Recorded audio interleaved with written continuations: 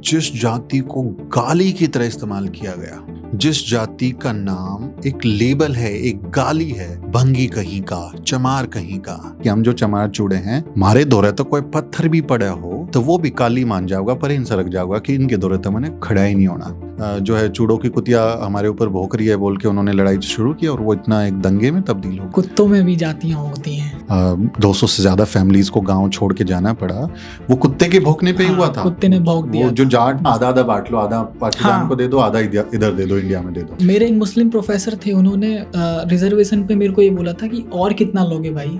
जो भारत में जो कम्युनिस्ट पार्टियां हुई जनतकश लोगों की, वो कभी डॉक्टर अंबेडकर को मानते हैं कि वो लेबर एक्टिविस्ट थे या लेबर के लिए उन्होंने कोई काम किया? कभी समान काम का समान वेतन, वरना महिलाओं को मिलेंगे 40 रुपए और पुरुष को मिलेगा 100 रुपया। TADA, महिलाओं को मैटरनिटी लीव बाबा साहब डॉक्टर अंबेडकर ने किया। हमाम में सब नंगे नजर आएंगे। अपने जीवन में 35 साल तक पत्रकारिता करते हैं। मूक नायक निकाला, फिर बहिष्कृत भारत निकाला, फिर जनता निकाला, फिर समता निकाला और अपने आखिरी साल 1956 में वो प्रबुद्ध भारत अखबार निकालते हैं। गांधी ने अंग्रेजों को भारत से भगाने के लिए कभी भी आमरण अनशन नहीं किया। आमरण अनशन करते हैं दलितों के अधिकार के खिलाफ। ज्योतिबा फूले साहब हमारे कहते हैं कलम कसाई, जो हिस्टोरियंस होते हैं उनको वो कलम कसाई कहते हैं, कि फिर हम निपट लेंगे ये जो भेदभाव है, अनटचेबिलिटी, ये कोई समस्या थोड़ा ही है, सती प्रथा, ये सब महिलाओं की समस्याएं, ये कोई समस्याएं थोड़ी हैं। ये अम्बेडकरिज्म को कई लोग मार्केट की तरह देखते हैं कि आप सोचिए कोई रैपर है, कास्ट के ऊपर रैप करने लगे या कास्ट के ऊपर गाना गाने लगे तो उसको एक नीश ऑडियंस मिल जाती है। जय भीम, आप देख रहे हैं दी आउटकास्ट इंडिया। मैं हूं हितेश और आज मेरे साथ में मेरे ड्रीम गेस्ट मौजूद हैं, Sumit Chauhan sir, the news week के फाउंडिंग एडिटर, जो लगातार कई सारे सो कॉल्ड मेन स्ट्रीम या यूं कहो मनु स्ट्रीम चैनल्स में काम कर चुके हैं, चाहे वो ABP न्यूज़ हो, न्यूज़ नेशन हो, इंडिया न्यूज़ हो। सर ने वहाँ पे काम किया है, उसके बाद में उनको लगा कि यहाँ मेरी जगह नहीं है, फिर उन्होंने अपना कम्युनिटी जर्नलिज्म का काम शुरू किया और आज सुमित सर हमारे साथ में। सबसे पहले तो सुमित सर बहुत बहुत थैंक यू कि आपका जो इंफ्रा है वो मैं यूज़ कर रहा हूँ आप ही के पॉडकास्ट के लिए, तो thank you so much. You're welcome Hitesh, आपके सभी दर्शकों को जय भीम, और ये सब आपका ही है। Thank you sir. तो आज का जो हमारा पॉडकास्ट है उसका मेन टॉपिक है differentiation between content creation and journalism. और ये टॉपिक इसलिए भी ज़रूरी है क्योंकि आज हम देख रहे हैं कि कंटेंट क्रिएशन का ज़माना है, लेकिन उसमें भी बुनियादी समस्याएं हैं, कुछ फ़ायदे भी हैं, लेकिन उनमें अंतर है। और उस अंतर पे बात करना इसलिए ज़रूरी है क्योंकि जब तक हम उसको समझ नहीं पाएंगे, पत्रकारिता की जो अहमियत है और जो कंटेंट क्रिएशन की एक्चुअल ज़रूरत है वो नहीं समझ पाएंगे। तो सर मैं चाहूँगा इस मुद्दे पर आने से पहले, अभी यूट्यूबर्स मीट रहा हैदराबाद में, लगातार दिल्ली में होता रहा था, इस बार हैदराबाद में, तो उसका एक्सपीरियंस कैसा था? हाँ, काफी हेक्टिक भी था और इंस्पायरिंग भी था। चूंकि हम लोगों ने हैदराबाद को चुना था, कई सारे साउथ इंडिया के साथी हमारे कह रहे थे कि थोड़ा हमारी तरफ भी आइए, नॉन हिंदी स्पीकिंग एरियाज में भी आपको जाना चाहिए। तो हमें लगा था कि इस बार जगह बदलते हैं, दिल्ली से बाहर जाते हैं, और हैदराबाद में एक बहुत ही खूबसूरत CDS centre for Dalit studies करके एक सेंटर है, बहुत ही खूबसूरत है, वहाँ हम लोगों ने प्रोग्राम रखा। लेकिन इंडिगो क्राइसिस, जो भारत सरकार की नाकामी है, उसकी वजह से हमारे 11 लोगों की टिकट यहाँ से कैंसिल हो गई। तो और भी कई साथी थे जिनके टिकट्स कैंसिल हुए, तो फिर हमने बाई रोड ट्रेवल करने का फैसला किया और ऑलमोस्ट हमारा मतलब आना जाना जोड़े तो करीब 4000 किलोमीटर हम लोगों ने ड्राइव किया, और 2 दिन लगे एक तरफ पहुंचने में, 2 दिन आने में लगे। और 2 दिन का ही इवेंट, 2 दिन का इवेंट था। मतलब जिस दिन इवेंट था उस दिन हम सुबह जो है 3 बजे पहुंचे थे, तो 1-2 घंटा सो के उठ के फिर वो तैयारी करने में लगी। तो काफी हेक्टिक रहा, बट हमेशा की तरह इंस्पायरिंग था। नए लोगों से मिलना, उनकी ज़रूरत को समझना और अपने हिस्से का कुछ कंट्रीब्यूट करना, क्योंकि हम जिस मिशन पे बैक टू सोसाइटी की बात करते हैं, अब मैं जर्नलिस्ट हूं तो मैं मतलब समाज को क्या दे सकता हूं? मैं जर्नलिज्म के जरिए ही समाज की मदद कर सकता हूं, चाहे वो समाज के मसलों को उठाना हो या फिर बहुत सारे पत्रकारों को तैयार करना हो। बहुत सारे जर्नलिस्ट हैं, क्रिएटर्स हैं जो कहीं मीडिया स्कूल में गए नहीं होते, कभी कहीं उन्होंने नौकरियां नहीं की होती, वो कंटेंट क्रिएशन में तो हैं, जर्नलिज्म में तो है, लेकिन उनको बारीकियां नहीं पता होती, उनको रूल्स रेगुलेशंस लॉ का नहीं पता होता। तो मुझे लगता है कि ये एक मेरा तरीका है समाज में जर्नलिस्ट को तैयार करने का और उनको एक प्रोफेशनल तरीके से एक रास्ता दिखाने का, और मैं हमेशा एक्साइटेड होता हूँ। तो हैदराबाद में आप भी थे, बहुत मज़ा आया, काफ़ी इंटरेस्टिंग रहा। गेस्ट कम पहुँचे थे, उसकी मुझे कमी ज़रूर खली की, बट वही है कि आपदा में अवसर हम लोगों ने ढूंढ लिया। हमने अपने लिए ज़्यादा समय निकाला लोगों से इंटरेक्शंस का, उनसे बात करने का। तो कुल मिलाकर काफ़ी इंटरेस्टिंग एक्सपीरियंस रहा हमारा। आपने कहा ज़रूरत है हमें अपने लोगों को मीडिया में लेकर आने की। तो सो कॉल्ड जो मेनस्ट्रीम मीडिया है, वहाँ हमारा रिप्रेज़ेंटेशन नहीं है और क्या हमें ये नहीं लगता कि हमें वहाँ अपने रिप्रेज़ेंटेशन पे ज़्यादा ध्यान देना चाहिए या फिर इस बात पे कि हमें अपना मीडिया खड़ा करना है और उसको सिखाना है जैसे यूट्यूबर्स बीट में सिखाया गया? देखो बहुत ज़रूरी सवाल है। हमारे पास कोई भी अगर आप देखेंगे राष्ट्रीय स्तर का दलित बहुजन मीडिया संस्थान नहीं है। चाहे वो टीवी चैनल की बात हो, चाहे वो रेडियो हो या फिर डिजिटल मीडिया हो, अखबार हो, अब कोई बड़ी मैगज़ीन अगर आप देखें तो आपको उस तरह का राष्ट्रीय स्तर का कोई मीडिया हमारा दिखता नहीं है। बहुत लोगों की कोशिशें हैं जो अलग-अलग स्तर पे अपनी मैगज़ीन, चैनल्स और पत्रिकाएँ चला रहे हैं, वेबसाइट चला रहे हैं। अब हमें उनसे उम्मीद करें कि वो हमारे लोगों को जर्नलिस्ट बनाएँगे या वो हमारे को प्रतिनिधित्व देंगे, तो मुझे नहीं लगता कि उनमें कोई चेतना उस तरह की है। भारत में आप देखेंगे कभी भी जो सवर्ण हैं या फिर जो ओप्रेसर कम्युनिटीज़ हैं वो कभी भी गिल्ट नहीं महसूस करती। वो अपने आप को इस तरीके से कभी ज़िम्मेदार नहीं ठहराती कि उनके पुरखों ने उन्होंने मिलके कुछ हिस्टोरिकल इनजस्टिस किया है जिसकी वजह से बहुत सारे लोगों का हक मारा गया, जो बहुत पीड़ा में लोग हैं। आप देखिए भारत में जितने मीडिया संस्थान हैं उनको कभी इस चीज़ का एहसास ही नहीं होता कि उनका न्यूज़ रूम डाइवर्स क्यों नहीं है, क्यों वहाँ डाइवर्सिटी नहीं है, क्यों वहाँ वंचित वर्गों के लोग नहीं है, बल्कि वो मज़ाक उड़ाते हैं हमारे लोगों का, आरक्षण का, जाति का। बहुत ही खराब सा माहौल होता है न्यूज़ रूम का। तो मुझे नहीं लगता कि वो कभी इस तरह की कोशिश करेंगे। लेकिन हाँ, प्रोफ़ेशनल स्किल्स को सीखना, अगर आप देखें, अगर आपको ओबी वैन को चलाना, ऑपरेट करना सीखना है, अगर आपको स्टूडियो में एमसीआर, पीसीआर जो होते हैं उनको ऑपरेट करना सीखना है, तो हमारे पास तो कोई चैनल हमारा है ही नहीं, हम कहाँ सीखेंगे? हम सैटेलाइट से जो अपलिंकिंग, डाउनलिंकिंग होती है, वो हम कहाँ सीखेंगे? है ना? तो ये प्रोफ़ेशनल स्किल्स हमको उधर ही मिल सकती है, उन चैनलों में ही मिल सकती हैं जिनके पास में ये इक्विपमेंट मौजूद हैं या जो सुविधाएँ उनके पास में मौजूद हैं। तो आप जर्नलिज़्म की अगर पढ़ाई कर रहे हैं तो वहाँ जाने से डरिए मत। आप वहाँ जाइए, वहाँ सीखिए, काम कीजिए, आपको ज़्यादा मेहनत करनी पड़ेगी, इसके लिए आप तैयार रहें। क्योंकि आप जब कोई गलती करते हैं तो फिर वो पूरे समाज की गलती है कि आपने एक स्पेलिंग मिस्टेक कर दिया तो बोल देंगे, अरे तुम्हारा एडमिशन कैसे हो गया था, तुम कोटे वाले हो, तुमको कुछ आता नहीं। या वो तुम्हारे को उस तरह से जज करते हैं, तो सिर्फ तुम्हारी परीक्षा नहीं है, वो तुम्हारे समाज की भी परीक्षा होती है। पूरा समाज आपका उस समय एक सवाल के निशान पर होता है कि अरे इनमें मेरिट है कि नहीं है, ये लोग काबिल होते हैं कि नहीं होते हैं। तो उसके लिए मेंटली प्रिपेयर होके जाओ कि आपको इन सवालों का सामना करना पड़ सकता है, भेदभाव का सामना करना पड़ सकता है, कास्ट डिस्क्रिमिनेशन झेलना पड़ सकता है, लेकिन बावजूद उसके स्ट्रॉन्ग मेंटल हेल्थ के साथ में, विल के साथ में जाइए और वहाँ सीखिए। वहाँ आप सीख के अगर लगे आपको वहाँ पे कुछ आपका काम नहीं,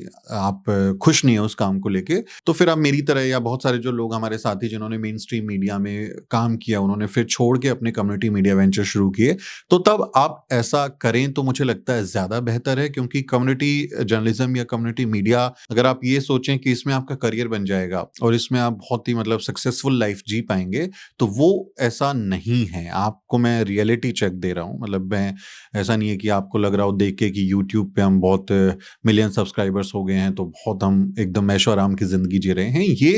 ये मिशनरी काम है, ये मॉनेटरी काम नहीं है। तो अगर आप मॉनेटरी चीज़ों को इसमें शामिल करें कि पैसा कमाना, ब्रांड कोलैबोरेशंस और सेलिब्रिटी बनना, इन्फ्लुएंसर बनना, तो उस उम्मीद से कम्युनिटी जर्नलिज्म नहीं हो सकता। उसमें उस तरह की संभावनाएँ नहीं हैं, क्योंकि ये वंचित वर्गों के सहारे की बात है। आपको उनकी आवाज़ उठानी है जिनकी आवाज़ को इग्नोर किया गया है, जिनकी आवाज़ को दबाया गया है। तो आप वहाँ पर मॉनेटरी अगर इरादा रखें, तो उसमें मैं चाहूँगा कि आप फिर इस कंटेंट क्रिएशन में या जर्नलिज्म में संभल कर आएँ, क्योंकि रास्ता मुश्किल है। आपको ना कोई एडवर्टाइज़मेंट मिलेगी, ना कोई स्पॉन्सरशिप मिलेगा, ना कोई ग्रांट्स कहीं से मिलेगी, ना कोई फेलोशिप मिलेगा।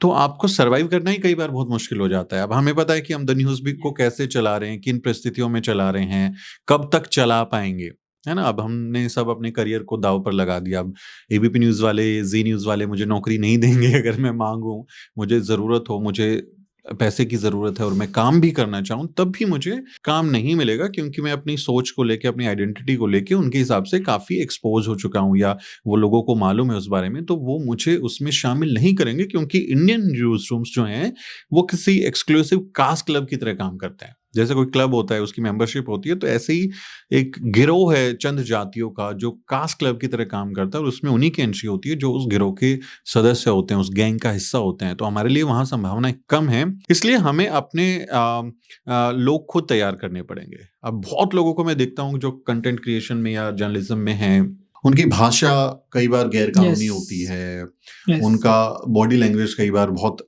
इनअप्रोप्रिएट होता है, बहुत सेंसिटिव मसलों पर वो बहुत ही इनसेंसिटिव तरीके से व्यवहार करते हैं। तो हम वो सब देखते थे, तो मुझे ऐसा लगता था कि नहीं, एक थोड़ी चेतना होनी चाहिए जब आप जर्नलिज्म कर रहे हैं, और खासकर जब आप ये कहें कि आप अम्बेडकराइट जर्नलिस्ट हैं या आप अम्बेडकराइट कंटेंट क्रिएटर हैं, तो फिर आपके ऊपर बहुत सारी चीजें निर्भर करती हैं। आप बहुत बड़ी विरासत का हिस्सा हैं, आप उस पूरी जिम्मेदारी को लेके चल रहे होते हैं, तो आपका ही नाम खराब होना Yes. नहीं है, आपके पूरे समाज Yes. का, आपके पूरे महापुरुषों का, महिलाओं का नाम उसमें खराब होता है। तो मुझे लगा कि एक बेहतर तरीका यही हो सकता है कि हम उनको क्लासरूम ट्रेनिंग दें, और Yeah. बहुत सारे बच्चे उसमें से आए हैं जो आज अच्छा काम कर रहे हैं, जो जिनको ट्रेनिंग मिली। मैं ये तो नहीं कहता कि उनकी जिंदगी में बहुत कुछ बदल गया होगा, लेकिन अगर एक बात भी उन्होंने वहां से कुछ अच्छी सीखी और उसका उन्होंने पालन किया, जैसे हम उनको बताते हैं कि मीडिया लॉज क्या होते हैं, कि अगर कोई नाबालिग आरोपी है तो उसका चेहरा, उसके नाम को जाहिर नहीं करना, अगर कोई सेक्सुअल असोल्ट का केस है तो उसमें पीड़िता की पहचान को जाहिर नहीं करना। ये छोटी बातें नहीं है, ये बड़ी बातें हैं कानून के लिहाज से। आप जेल में जा सकते। तो अगर किसी को ये बात समझ में आ गई और अगली बार उसने वो रिपोर्टिंग में उससे बच गया, वो तो उसके लिए वो फायदा हो गया। This is not just about skills. Exactly, it is Yes. about like some serious things. आपको अपने आप में उनको लेना पड़ेगा, सीखना पड़ेगा। तो मुझे लगता है कि बहुजन यूट्यूबर्स मीट एक अच्छा इनिशिएटिव रहा, जो अभी तक बहुत सारे सैकड़ों लोगों को ट्रेनिंग दे चुका है, और काफी मतलब positive response. And you are one of them. I am so happy. आप देखो, आप यूट्यूबर मीट में आए और आज आप पॉडकास्ट रिकॉर्ड कर रहे हैं, तो आपने भी वहां से यहाँ तक की यात्रा तय की है। उसमें कितनी सारे पड़ाव रहे होंगे वो आपसे बेहतर कोई जानता नहीं। फर्स्ट मीट में मैं एकदम चुप सा था, सेकंड में मैं थोड़ा एक्टिव हुआ, हाँ। तीसरे में मैं कोर टीम में आया, और चौथे में मैंने 2 क्लास ली। वाओ, तो ये अपने आप में एक अचीवमेंट है, और we are so happy to have you, क्योंकि हमारा भी मकसद यही होता है कि हम किसी बड़े सेलिब्रिटी जर्नलिस्ट को तो बुलाते हैं ताकि आप किसी बेस्ट आदमी से सीखें, लेकिन जो हमारे पार्टिसिपेंट्स हैं उनमें से भी अगर किसी में पोटेंशियल है तो वो भी अपनी स्किल्स को शेयर करें और बांटें। तो वही एक नजरिया था उसके पीछे, और अपने लोग बिल्कुल हमें तैयार करने पड़ेंगे, क्योंकि उनके भरोसे तो हम नहीं रह सकते। अगर हमें मेन स्ट्रीम मीडिया के अंदर भी जाना है तो हमारे अंदर हम मेरिटोरियस होने चाहिए। हम मेरिट के वी आर बोर्न क्वेश्चन करते हैं। Meritorious, we are born meritorious. हमारे अंदर बहुत मेरिट है। ये मेरिट का पूरा हल्ला जो है, ये कुछ उन लोगों ने बना के रखा है जो कान पे जनेऊ लपेट के मूतते हैं, और उनमें मेरिट के नाम पे बस यही है, उनके वही प्रिविलेज है कि हाँ ऐसा ही करना है। तो ये मत मानो कि वो कहेंगे तब हमारे अंदर मेरिट होगी कि नहीं होगी। हम बहुत मेरिटोरियस लोग हैं। अब सोचो, बाबा साहब डॉक्टर अम्बेडकर को जिनको क्लासरूम के बाहर बिठाया, जिन्होंने झांक के किसी क्लासरूम में क्या चल रहा है वो देख के पढ़ा, जो बाहर बैठे और फिर वो दुनिया के सबसे ज्यादा पढ़े लिखे आदमी बन गए तो वो हमको एक जेंटल पुश चाहिए भाई। हमारे लोग बहुत काबिल हैं। अब किसी ने सोचा था कि यूट्यूब पे, फेसबुक पे जर्नलिज्म होगा? जो लोग वहां हमारे बारे में अनाप शनाप जोक्स लिखते थे, चुटकुले लिखते थे, हमारे बारे में भद्दी टिप्पणियां करके वहां पर सैडिस्ट प्लेजर महसूस करते थे सोशल मीडिया पर, और आज आपने और हम सब लोगों ने मिलकर सोशल मीडिया को एक हथियार बना दिया जर्नलिज्म का। तो हम बहुत क्रिएटिव लोग हैं, बहुत मेरिटोरियस लोग हैं। वहां बैठ के अगर मतलब जर्नलिज्म करना उनकी मेरिट है, तो आप सोचिए कि अंजना ओम कश्यप जो कर रही है वो काम कर रही है, क्या वो मेरिट है? एक उनका वीडियो है जो नंबर सही से नहीं बोल पा रही हैं, वो 25, 26, 75 ऐसे कंफ्यूज होती हैं। वो मतलब जोड़ना है, दो अंकों को जोड़ करना है, उसको वो नहीं कर पा रही है, वो मेरिट है क्या? श्वेता जो है वो 2000 के नोट में सुधीर चौधरी चिप ढूंढ रहे हैं। अगर वो ऐसी गलती करते हैं तो उनको जॉब से नहीं निकाला जाता। हाँ, क्योंकि उनका, मैंने बोला ना, एक्सक्लूसिव कास्ट क्लब है। और आप जब किसी क्लब के सदस्य होते हैं तो आपको कुछ प्रिविलेज मिलते हैं, कुछ विशेषाधिकार होते हैं। जैसे आपको मनचाही शिफ्ट मिलेगी, आपको मनचाहा काम मिलेगा, आपके आइडियाज को हमेशा वैलिडेशन मिलेगा, आपको अप्रिशिएट किया जाएगा। वहीं आप दलित बहुजन बैकग्राउंड के व्यक्ति हैं तो हमेशा आपकी काबिलियत को चैलेंज किया जाएगा, आपको नीचा फील कराया जाएगा। कोई छोटी सी भी गलती होगी तो आपके पूरे समाज को गाली दी जाएगी, और आपको जॉब तो मतलब रिस्क पे हमेशा रहती है, वो कभी भी जा सकती है। अब देखिए, सुधीर चौधरी ने जो किया उसके बाद नहीं उनकी जॉब गई ना, अब सरकार उनको 15 करोड़ रुपए का पैकेज पे एंकर बनाया है। तो सवर्णों के साथ ये प्रिविलेज है कि उनको उनकी जाति का होने की वजह से बहुत प्रिविलेज मिलता है। मतलब कितने खराब लोग वहां काम करते हैं। आपको एक छोटा सा एग्जांपल दूं, मैं हम जब एबीपी न्यूज में थे तो उस समय प्रधानमंत्री मोदी 2014 में चुनाव जीते थे, तो बॉम्बे में एक साइंस कांग्रेस हुआ था जिसमें मोदी ने कहा था कि गणेश जो है वो पहली प्लास्टिक सर्जरी है। और उसके बाद बहुत सारे साइंटिस्ट दुनिया के उस कॉन्फ्रेंस को बायकॉट करके चले गए थे कि आप ये कैसी बातें कर रहे हैं। दुनिया के बहुत बड़े साइंटिस्ट आए थे, वो वर्ल्ड साइंस कांग्रेस जैसा एक बड़ा कार्यक्रम था। तो हमारी जो एंकर थी उसमें वो खबर पड़ रही थी कि मोदी जो है साइंस कांग्रेस में हिस्सा लिए, और उसके बाद वो आके उस समय मैं टिकर पे होता था। टिकर होता है जो ब्रेकिंग न्यूज चलाते हैं और जो नीचे स्क्रॉल चलता रहता है, जो नीचे जो चलता रहता है हमेशा, उसको टिकर कहते हैं। तो मैं उस पे मेरी शिफ्ट थी और वो मुझसे आके कहती है कि अरे मोदी तो बीजेपी में है, ये कांग्रेस के प्रोग्राम में क्या करने गया है? तो उसको लग रहा था कि साइंस कांग्रेस का मतलब है ये जो कांग्रेस सोनिया गांधी और राहुल गांधी की कांग्रेस है, वो उसमें चला गया। तो आप सोचिए उनकी मेरिट किस लेवल की है, मतलब किस लेवल का मतलब बहुत हंसी आएगी आपको अगर उनको आप एंकर को लिख के कुछ ना दे तो कई बार वो बोल नहीं पाते, वो सेंटेंस फॉर्म नहीं कर पाते हैं, मतलब अकबका जाएंगे, कुछ भी नहीं बोल पाते हैं, वो बस टीपी रीडर हैं, टेलीप्रॉम्प्टर को पढ़ते हैं और वो भी प्रोड्यूसर लिख के देता है। तो उनकी मेरिट तो मतलब क्या ही कहें उनकी मेरिट का। मैं तो उनके बहुत क्लोजली मैंने उनको देखा है। और वो प्रोड्यूसर कभी कभी मार्जिनलाइज बैकग्राउंड से हो सकता है, लेकिन वो एंकर हमेशा वही होता है। एंकर तो क्योंकि एंकर फेस है। आप देखिए एंकर्स की आज अगर आप आमदनी देखेंगे तो सुधीर चौधरी 15 करोड़ रुपए कमा रहा है, और आप जर्नलिस्ट एक जमाने पे देखते थे वो बेचारा खद्दर की जो है कुर्ता पहन के और एक बैग लटका के और जो है वो पोपट लाल चल रहे हैं। तो वो कितनी अभाव की जिंदगियां होती थी जर्नलिस्ट की। लेकिन आज जर्नलिज्म एक सेलिब्रिटी वाला पेशा है। अब वो लड़की एक कर्ली टेल्स कोई है, क्या नाम है उनका, काम्या या कुछ शायद नाम है उनका, उसको अभी 5 करोड़ रुपए भारत सरकार ने दिए हैं कंटेंट क्रिएशन के लिए। उसको कुछ सरकार की कुछ योजनाओं पे कुछ बनाना, 4 वीडियोस में से सारा रील निकल रहा है उसमें। करोड़ों रुपए अब इस फील्ड में आ गए हैं और सेलिब्रिटी की जिंदगी जर्नलिस्ट जीते हैं। वो जब एयरपोर्ट पे जाएं तो वहाँ पेपराजी उनके फोटोज लेते हैं, उनके साथ लोग फोटो खिंचाते हैं, इन्फ्लुएंसर के जैसा बनना चाहते हैं, करोड़ों की गाड़ियां और करोड़ों के घर में रहते हैं, उनके वैकेशंस चारों डॉक्यूमेंट्रीज में चैट जीपीटी यूज हुआ है ऐसा लगता है देखने पे। तो मेरिट का अंदाजा लगा लीजिए कितनी मेरिट है। तो वो लोग बहुत ही इसमें मतलब मजे ले रहे हैं जर्नलिज्म की, और जर्नलिज्म के नाम पे देश को दे क्या रहे हैं। वही मुद्दा भी है आज का मेन। कंटेंट क्रिएशन इतनी हावी सी हो गई है आजकल हर जगह, और खासकर हम जिस तबके से आ रहे हैं उसके लिए रिस्पॉन्सिबिलिटी बहुत जरूरी है जी। तो जब हम बात कर रहे हैं कि हमें रिस्पॉन्सिबिलिटी के साथ में पत्रकारिता करनी है, हम तो बहुत पहले से मेरिटोरियस हैं। बाबा साहब ने तो स्टार्टिंग से पत्रकारिता की, बुद्धा ने तो जब उनको ज्ञान की प्राप्ति हुई तो उन्होंने बोला कि मुझे अब ज्ञान अपने पास नहीं रखना, मेरे को दुनिया को देना। यस, तो वही मैं बोल रहा हूँ। जो हमारा मेन सवाल है, जो कंटेंट क्रिएशन है और जो जर्नलिज्म है, इनकी बेसिक डेफिनेशंस क्या है और इनमें बुनियादी फर्क क्या है? बहुत ही गंभीर सवाल है और मुझे लगता है कि मौजूदा दौर में और भी रेलेवेंट हो जाता है, क्योंकि हर कोई कंटेंट क्रिएटर है और हर कोई जर्नलिस्ट है। मतलब हम सोशल मीडिया पे वीडियोस देखते हैं तो कोई भी माइक उठा के बोलता है देखिए ये ऐसा कर रहे हैं, देखो देखो, तो कौन देखेगा? कौन उस जर्नलिज्म की परख करेगा? मतलब हर कोई जर्नलिस्ट अगर बन गया है, लेकिन उसमें जर्नलिज्म की स्टैंडर्ड्स कहाँ हैं, है ना?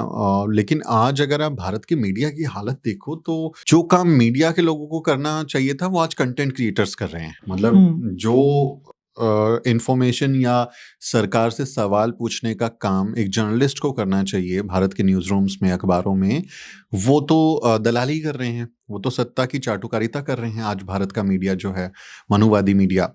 और कुछ कंटेंट क्रिएटर सरकार से सवाल कर रहे हैं और वो काफ़ी प्रभावी बन गया है, काफ़ी कहें कि सूचनाओं के लिए एक मुख्य स्रोत बन गया है, काफ़ी इंटरेस्टिंग तरीके से कंटेंट क्रिएशंस भी हो रहा है।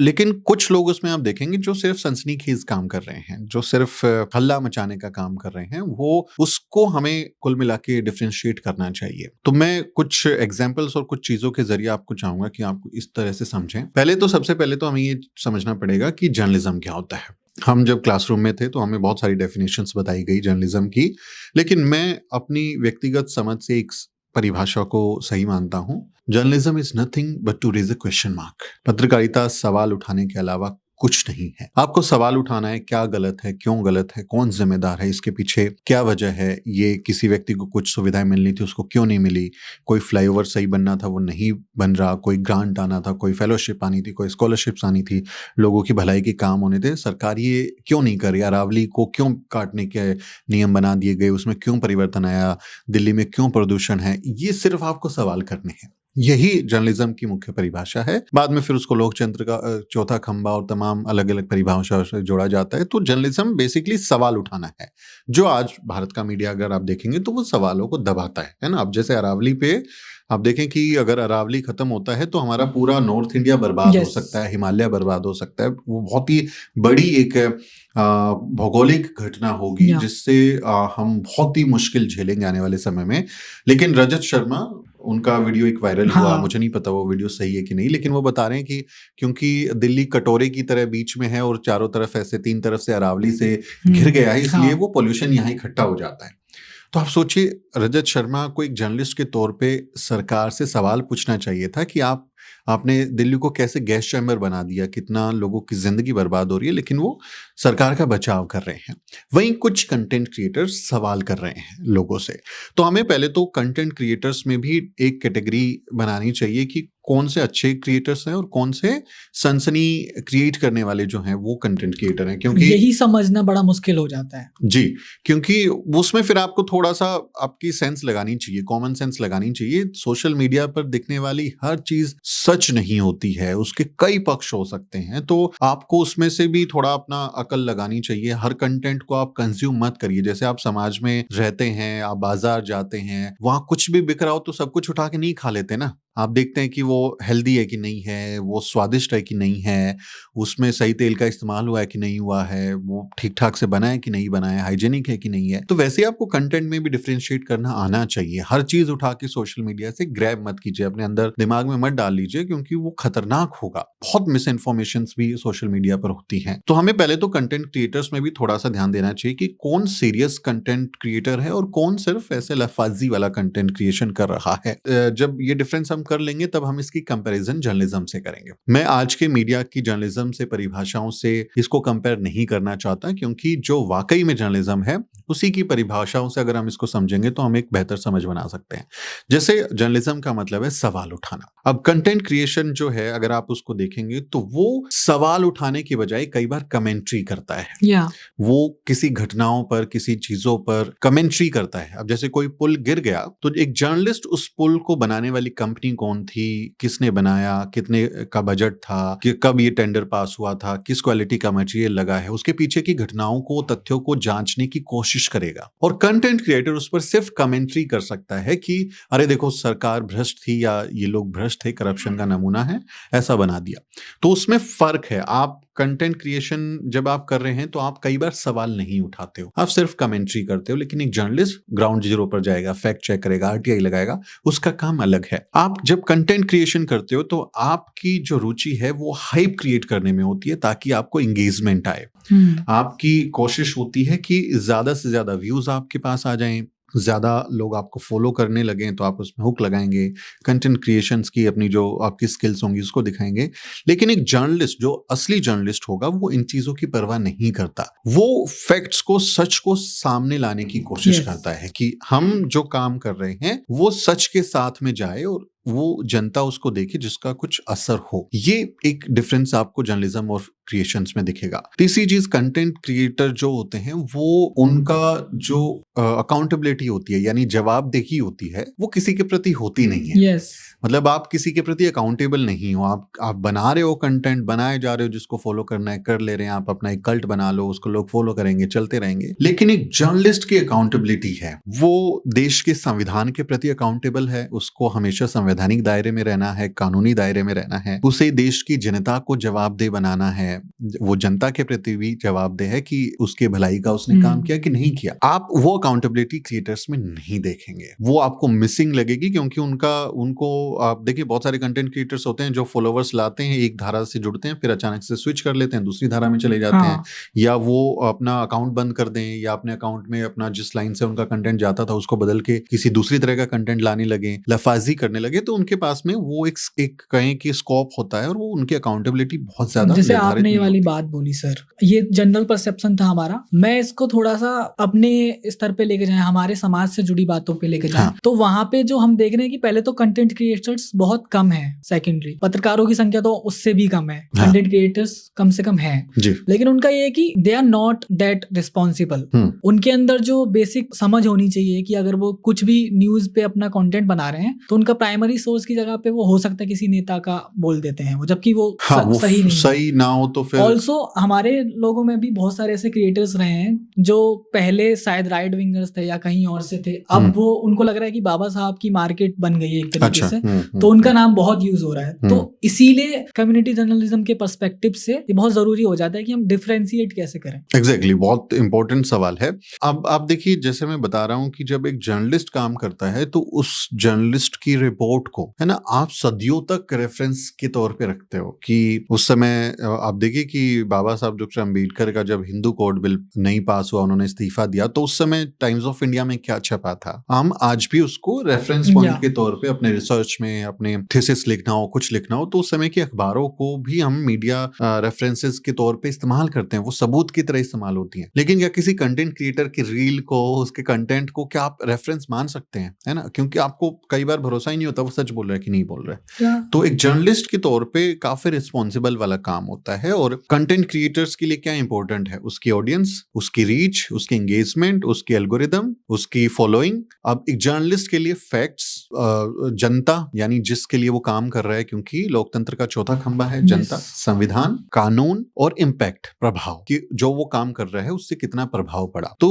कंटेंट क्रिएटर्स कई बार उस परिभाषा में फिट नहीं होते हैं। वो एक जर्नलिस्ट से उसको अगर आप कंपेयर करेंगे तो मुझे नहीं लगता कि वो बहुत ऑथेंटिक उस तरह का काम कई बार कर पाते। लेकिन चूंकि अभी भारत के मीडिया की हालत इतनी खराब है, इतनी गंदी पत्रकारिता है कि कंटेंट क्रिएटर ज्यादा अच्छे लगते हैं, कि वो ज्यादा बेहतर काम कर रहे हैं। लेकिन अब तो कंटेंट क्रिएटर्स भी खरीदे जा रहे हैं ना, उनको स्टेज पे बुला के अवार्ड दिया जा रहा है बाकायदा। हाँ, लेकिन उसमें दलित बहुजन यूट्यूबर्स या क्रिएटर्स नहीं है, वो हमारे लोगों को तो उधर भी जगह नहीं है। बाकी तो अब ये जो हम कर्ली टेल्स का जब एग्जांपल दिया, 4 करोड़ रुपए सोचिए आपको रील बनाने के मिल रहे हैं। वो पूरा इंडस्ट्री एक तरीके की लॉबी का हिस्सा है जिसमें शामिल लोगों को कई तरह के फायदे मिलते हैं। अभी जब हम जा रहे थे हैदराबाद में, तो भोपाल में हम लोग रात में रुके, मैंने वहां देखा कि भोपाल में पोस्टर्स लगे हुए हैं जिसमें जो एमपी गवर्नमेंट है वो इन्फ्लुएंसर कुछ क्रिएटर्स का एक बड़ा कंपटीशन सा करा के उसमें अवार्ड दे रही है, पैसे दे रही है। तो वो उसमें देखिए हमारे एक भी आदमी नहीं है जिसको वो बुला रहे हैं, शामिल कर रहे हैं। तो हमारे लोगों को, अगर आप कास्ट पे काम करते हो, आप अम्बेडकराइट मसलों पे काम करते हो, तो आपको नहीं बुलाया जाएगा। आप लफाजी कर रहे हो, आप एंटरटेनमेंट में हो, आप इंफोटेनमेंट में हो, आप डांस कर रहे हो, आप गाना गा रहे हो, खामखा की फालतू चीजें कर रहे हो, तब आप चले जाओगे। लेकिन हमारे जो सीरियस काम करने वाले लोग हैं उनको वो कभी नहीं बुलाते हैं। आपका जो सवाल है ये बहुत मतलब मुश्किल हालात हो गए हैं, क्योंकि अम्बेडकरिज्म को कई लोग मार्केट की तरह देखते हैं। कि आप सोचिए कोई रैपर है, वो गाना गाए और उसकी गाने में कोई पता चले बहुत अच्छा दम नहीं है या उसने बहुत अच्छी कंपोजिशंस या गीत नहीं लिखे हैं, तो क्योंकि उसमें कंपटीशन बहुत ज्यादा है तो वहां कई बार वो सक्सेसफुल नहीं होता। लेकिन अगर वो कास्ट के ऊपर रैप करने लगे या कास्ट के ऊपर गाना गाने लगे तो उसको एक नीश ऑडियंस मिल जाती है और एक कम्युनिटी का सपोर्ट उसको मिल जाता है, जिससे वो पॉपुलर होने की गुंजाइश उसकी ज्यादा होती है। Caste and Ambedkarism sometimes a market for some people. तो वो लोग देखते हैं कि जैसे हमने जर्नलिज्म में भी कुछ लोगों को देखा जिन्होंने 20 साल 25 साल नौकरियां की बिना किसी को ये बताए कि उनकी जाति क्या है। जब उनको नौकरियों से निकाल दिया गया तो उन्होंने अपने यूट्यूब चैनल खोल और अपने आप को खुद को दलित बहुजन के तौर पे एक आइडेंटिफाई किया, अपने आप को एस्टैब्लिश किया और जय भीम बोल के इस तरह की परिभाषाएं इस्तेमाल करके वो फिर अपना ही एजेंडा सेट कर रहे हैं। लेकिन एक लबादा उन्होंने ओढ़ लिया अम्बेडकरिज्म का। आपको कई सारे क्रिएटर्स, जर्नलिस्ट भी ऐसे मिलेंगे, not only creators but the journalist also. तो उन्होंने वहां बहुत इंडस्ट्रीज में काम किए, लेकिन जब वहां से निकाल दिए गए तब कहीं कुछ ठिकाना नहीं बचा। तो उनको लगता है कि आप चलो ये लबादा ओढ़ लो और चले जाओ। जैसे बहुत सारे हमारे अधिकारी जब नौकरियों में होंगे तो वो कभी हमारे समाज के कार्यक्रमों में नहीं आएंगे, हमारे समाज के लोगों से मिलेंगे नहीं, हमारे समाज के मोहल्ले में घर नहीं खरीदेंगे, फिर वो दूसरे सेक्टरों में कहीं दूसरी जगह पे जाके घर खरीदेंगे। और लेकिन जब रिटायर हो जाएंगे तो फिर उनको वो, क्योंकि ना तो उनके रिश्तेदार उनसे बात कर रहे होते हैं, ना उनके बच्चे उनसे बात कर रहे होते हैं, वो विदेश प्रदेश चले गए होते हैं या कहीं बाहर होते हैं और वो अकेले हैं बुढ़ापे में, तो फिर वो उनको समाज याद आता है, वो समाज के कार्यक्रमों में आएंगे, वो चाहेंगे कि लोग उनको स्पीकर के तौर पे बुलाएं, उनके किस्से कहानियां सुने, उनको बुके दें, फूल गुलदस्ते पकड़ाएं, माला पहनाएं। तो कई बार फिर वो उसमें आते हैं। तो तभी मैं बोलता हूँ कि रिटायरमेंट के बाद क्रांतिकारी बन जाते हो, लेकिन जब आप सर्विस में होते हो तब अरे मैं तो गवर्नमेंट एम्प्लॉई हूँ, बताओ तुम कोई आतंकवादी गतिविधि कर रहे हो क्या, तुम कोई ऐसी एंटी नेशनल कोई एक्टिविटी कर रहे हो क्या, समाज के कार्यक्रम में आओगे तो क्या हो जाएगा, डरते हैं लोग। तो कई बार लोग सुविधानुसार अम्बेडकराइट बनते हैं, सुविधानुसार अपनी आपको दलित बहुजन के तौर पे पेश करते हैं। उन्होंने एक समय जाति को छुपाया और उस समय सवर्णा की तरह व्यवहार किया और उस प्रिविलेज को एंजॉय किया, but later on when they were exposed to their caste identity और they are victim of caste based discrimination, they are kicked out from that lobby, then they realise कि अरे अपन तो दलित हैं। ये सुविधानुसार अम्बेडकरवादी बनना कई बार बहुत प्रॉब्लमेटिक हो जाता है और कंटेंट क्रिएशन में इसकी भरमार हो गई है। मतलब इतने लोग आ गए हैं जो दूसरी समाज के, जैसे कई बार लोग होते हैं, आपने देखा होगा इंस्टाग्राम पे खासकर, कि वो जाति या हमारे बाबा साहब के बारे में कुछ तरह की कमेंट्री करेंगे और फिर उसके रिस्पॉन्स में हमारे लोग कमेंट्री करते हैं और एक दूसरे का टसल बन जाता है, एक तरह का टसल हो जाता है। वो उधर से कुछ करते हैं, फिर हमारे लोग इधर से करते हैं, तो वो एक रिएक्शन वीडियोस बनते हैं और वो काफी पॉपुलर भी होते हैं। उनपे ही सबसे ज्यादा व्यूज आते हैं उनपे ना, कंट्रोवर्सी होते हैं, लोगों को कंट्रोवर्सी कई बार पसंद आती है, या अरे देखो उसको जवाब दे दिया, मुंह तोड़ जवाब दे दिया, इस तरह की जब बातें होती हैं कि अरे देख लेंगे घर में घुस के बता देंगे, ये जो भाषा वाली है, कास्ट प्राइड वाली बातें हैं, तो वो कई बार प्रॉब्लमेटिक भी हैं, क्योंकि आप उस सेंसिटिविटी को महसूस नहीं कर रहे हो जिससे आपके समाज के लोग पीड़ित हैं। अगर सोचिए मैं किसी ग्राउंड रिपोर्ट के लिए मैं जाऊं, अभी मैं नांदेड़, हम हैदराबाद से आते हुए नांदेड़ गए और वहां हमने वो एक ग्राउंड रिपोर्टिंग की जो ऑनर किलिंग केस हुआ था। अगर मैं वहां जो आरोपी हैं उनके मोहल्ले में जाके बहुत सनसनीखेज बातें करूं, बहुत कि अरे इनका ये होना चाहिए, इनके साथ ऐसा करना चाहिए, तो हो सकता है वहां पे जातीय तनाव बढ़ जाए, क्योंकि ऐसी सेंसिटिव सिचुएशन में आप हर मूव कैलकुलेट किया जाता है, आपको किस भाषा का इस्तेमाल करना है, आप तो करके निकल आओगे, लेकिन लोग वहां रह रहे हैं भाई, उनके साथ उनको रोजमर्रा की जिंदगी वही है, एक ही गांव एक मोहल्ले के लोग हैं, उनकी जरूरतें एक दूसरे पर निर्भर हैं। आप कभी भी जाके इस तरह की भाषा का इस्तेमाल नहीं कर सकते। तो सोशल मीडिया पे उसका कोई मीटर नहीं है, कोई उसका फिल्टर नहीं है, कुछ भी लोग बोल रहे हैं कास्ट प्राइड पे। अब कोई बैठा है इलाहाबाद में, कोई बैठा है नोएडा में, कौन आ रहा है यहाँ से थार लेके, वही कौन जा रहा है उधर। यहीं पे सवाल उठता है कि इन जो कंटेंट क्रिएटर्स हैं विद इन द कम्युनिटी, उनके क्या एथिक्स और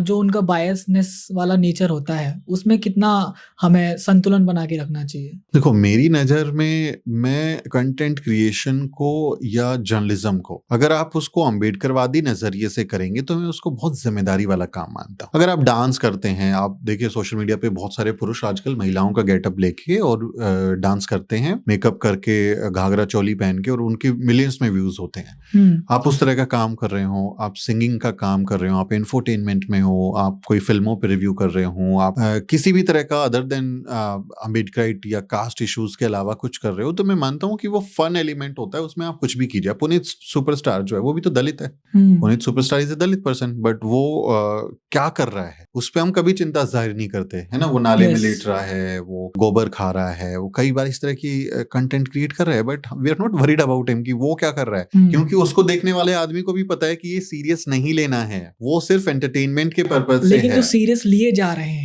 उसमें आपकी कॉमन सेंस भी तो होनी चाहिए ना, कि आप लोगों को लगे कि कौन अच्छा काम कर रहा है, कौन खराब काम कर रहा है। जनता से बड़ा कोई भी फिल्टर नहीं होता, जनता से बड़ा कोई भी जज नहीं होता। अब जो ये लोग आ गए हैं हमारी कम्युनिटी में भी, कि उन्होंने मैं जैसे कई देख रहा हूँ कि कुछ लड़के जो बॉडी बिल्डिंग कर रहे हैं, बट वो बाबा साहब की तस्वीर लगा के या जिम में अपने वो वर्कआउट करते हुए बाबा साहब के गानों पे अपने जिम के वीडियोस बनाते हैं। इसमें दो चीजें हैं, एक तो होता है अपनी कास्ट को लेके कंफर्टेबल होना, क्योंकि कास्ट को लेके बहुत बार हम लोग कंफर्टेबल नहीं होते, हमारा एक ट्रॉमा होता है, हमारे दिमाग में बहुत कुछ उससे जुड़ा होता है, बचपन की बहुत बुरी बुरी यादें होती हैं, बहुत कुछ उससे जुड़ा होता है। तो बहुत लोग अपने आप को दलित आइडेंटिफाई कराते हुए अपने आप को चमार, भंगी, धानक, मांग, महार, मेहतर, डोम, वाल्मीकि, लाल बेगी बताते हुए शर्माते हैं कई बार, क्योंकि आपकी पीड़ा उसमें जुड़ी होती है। एक चीज तो ये कि आप अपनी कास्ट को लेके कंफर्टेबल हो गए कि नहीं, मैं अगर हूं तो इसमें मेरी कोई गलती नहीं है,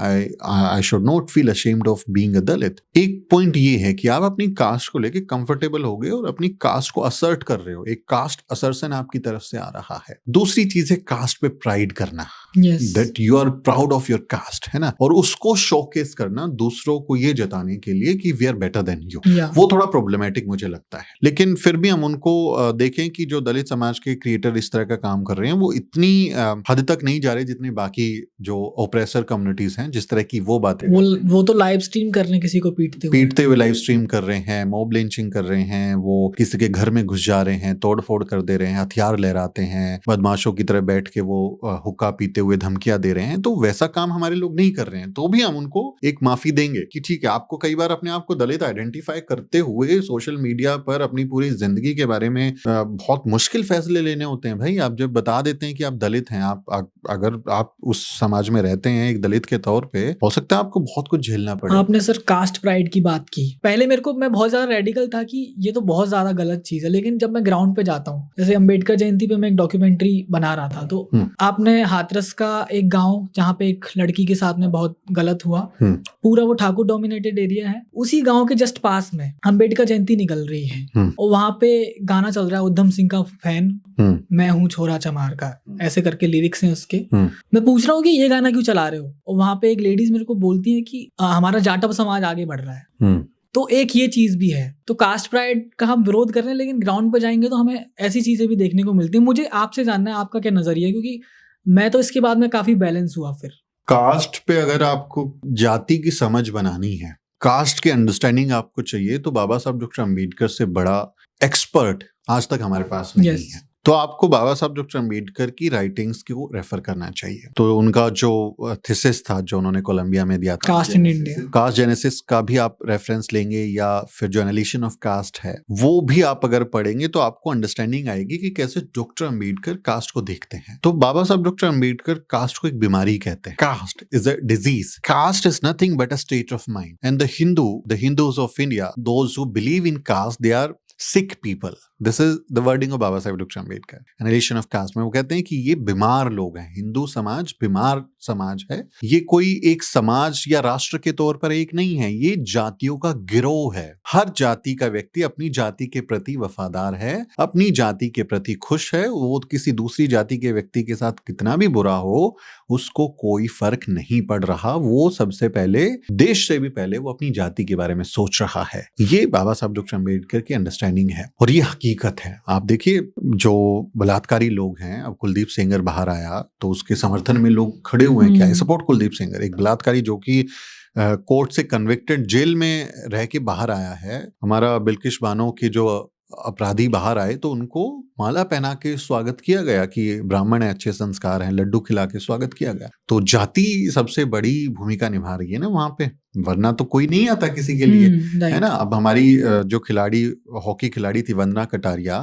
पिछली बार टोक्यो ओलंपिक में उसने काफी शानदार प्रदर्शन किया, लेकिन टीम हार गई तो उसके घर पे हरिद्वार में पत्थर फेंके गए। वो हमारे लोगों को टारगेट किया जाता है। तो जाति देखकर ही ये सारा काम होता है। तो हमें ये देखना चाहिए कि जाति बनाई किसने और उसका सबसे ज्यादा फायदा किसने लिया।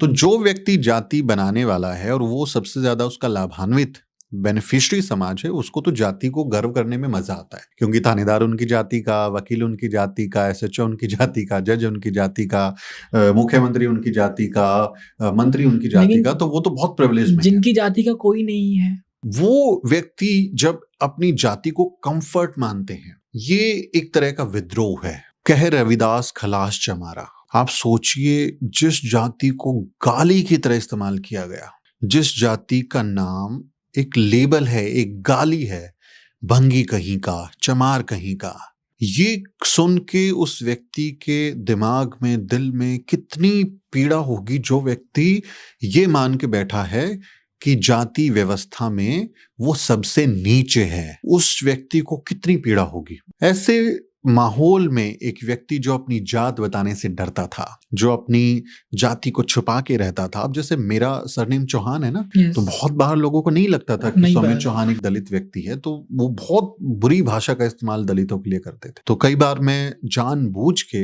मीडिया में उनसे ये सीखता था कि ये दलितों के बारे में ये लोग क्या सोचते हैं। जैसे हमारा इंडिया न्यूज में एक सक्सेना एक व्यक्ति था जो रिसर्च डिपार्टमेंट में था। वो बोल रहा था, एक दिन कैंटीन में हम बैठे थे, वो कहता था, ये जो शुड्डू लोग होते हैं ये किसी काम के नहीं होते। Okay. तो मैंने बोला शुड्डू क्या होते हैं, मुझे तो नहीं मालूम। तो बोला जो शेड्यूल्ड कास्ट के लोग होते हैं, हमारा एक टीचर था शुड्डू, हम उसको बहुत परेशान कर देते थे, उसको पढ़ाने ही नहीं देते थे। तो आपको कई बार वो अंदाजा होता है कि ये ओप्रेसर कम्युनिटीज हमारे बारे में क्या सोचती हैं, उनकी राय क्या है। तो कई बार मुझे वो जाति मेरी नहीं पता चली, लेकिन मुझे उनकी मेंटालिटी को समझने को मिला। वो जब मैंने अपनी जाति को बताना शुरू किया, मैं बाबा साहब डॉक्टर अम्बेडकर की टी शर्ट पहन के जब न्यूज रूम में जाने लगा, एबीपी न्यूज में आपकी एक फोटो भी है जी, और वो फोटो मतलब मेरे करियर पे कोई मुझे नौकरी नहीं देगा उसके बाद में। वो रिस्क भी मैं उठा के चल, मतलब आप तैयार थे क्या? हाँ, अब तो मैं छोड़ने वाला हूँ। नहीं, मैं तैयार नहीं था। वो तो बहुत शुरुआती दिनों की एबीपी न्यूज की 2-4 साल की जॉब हुई थी तब की बात है वो, लेकिन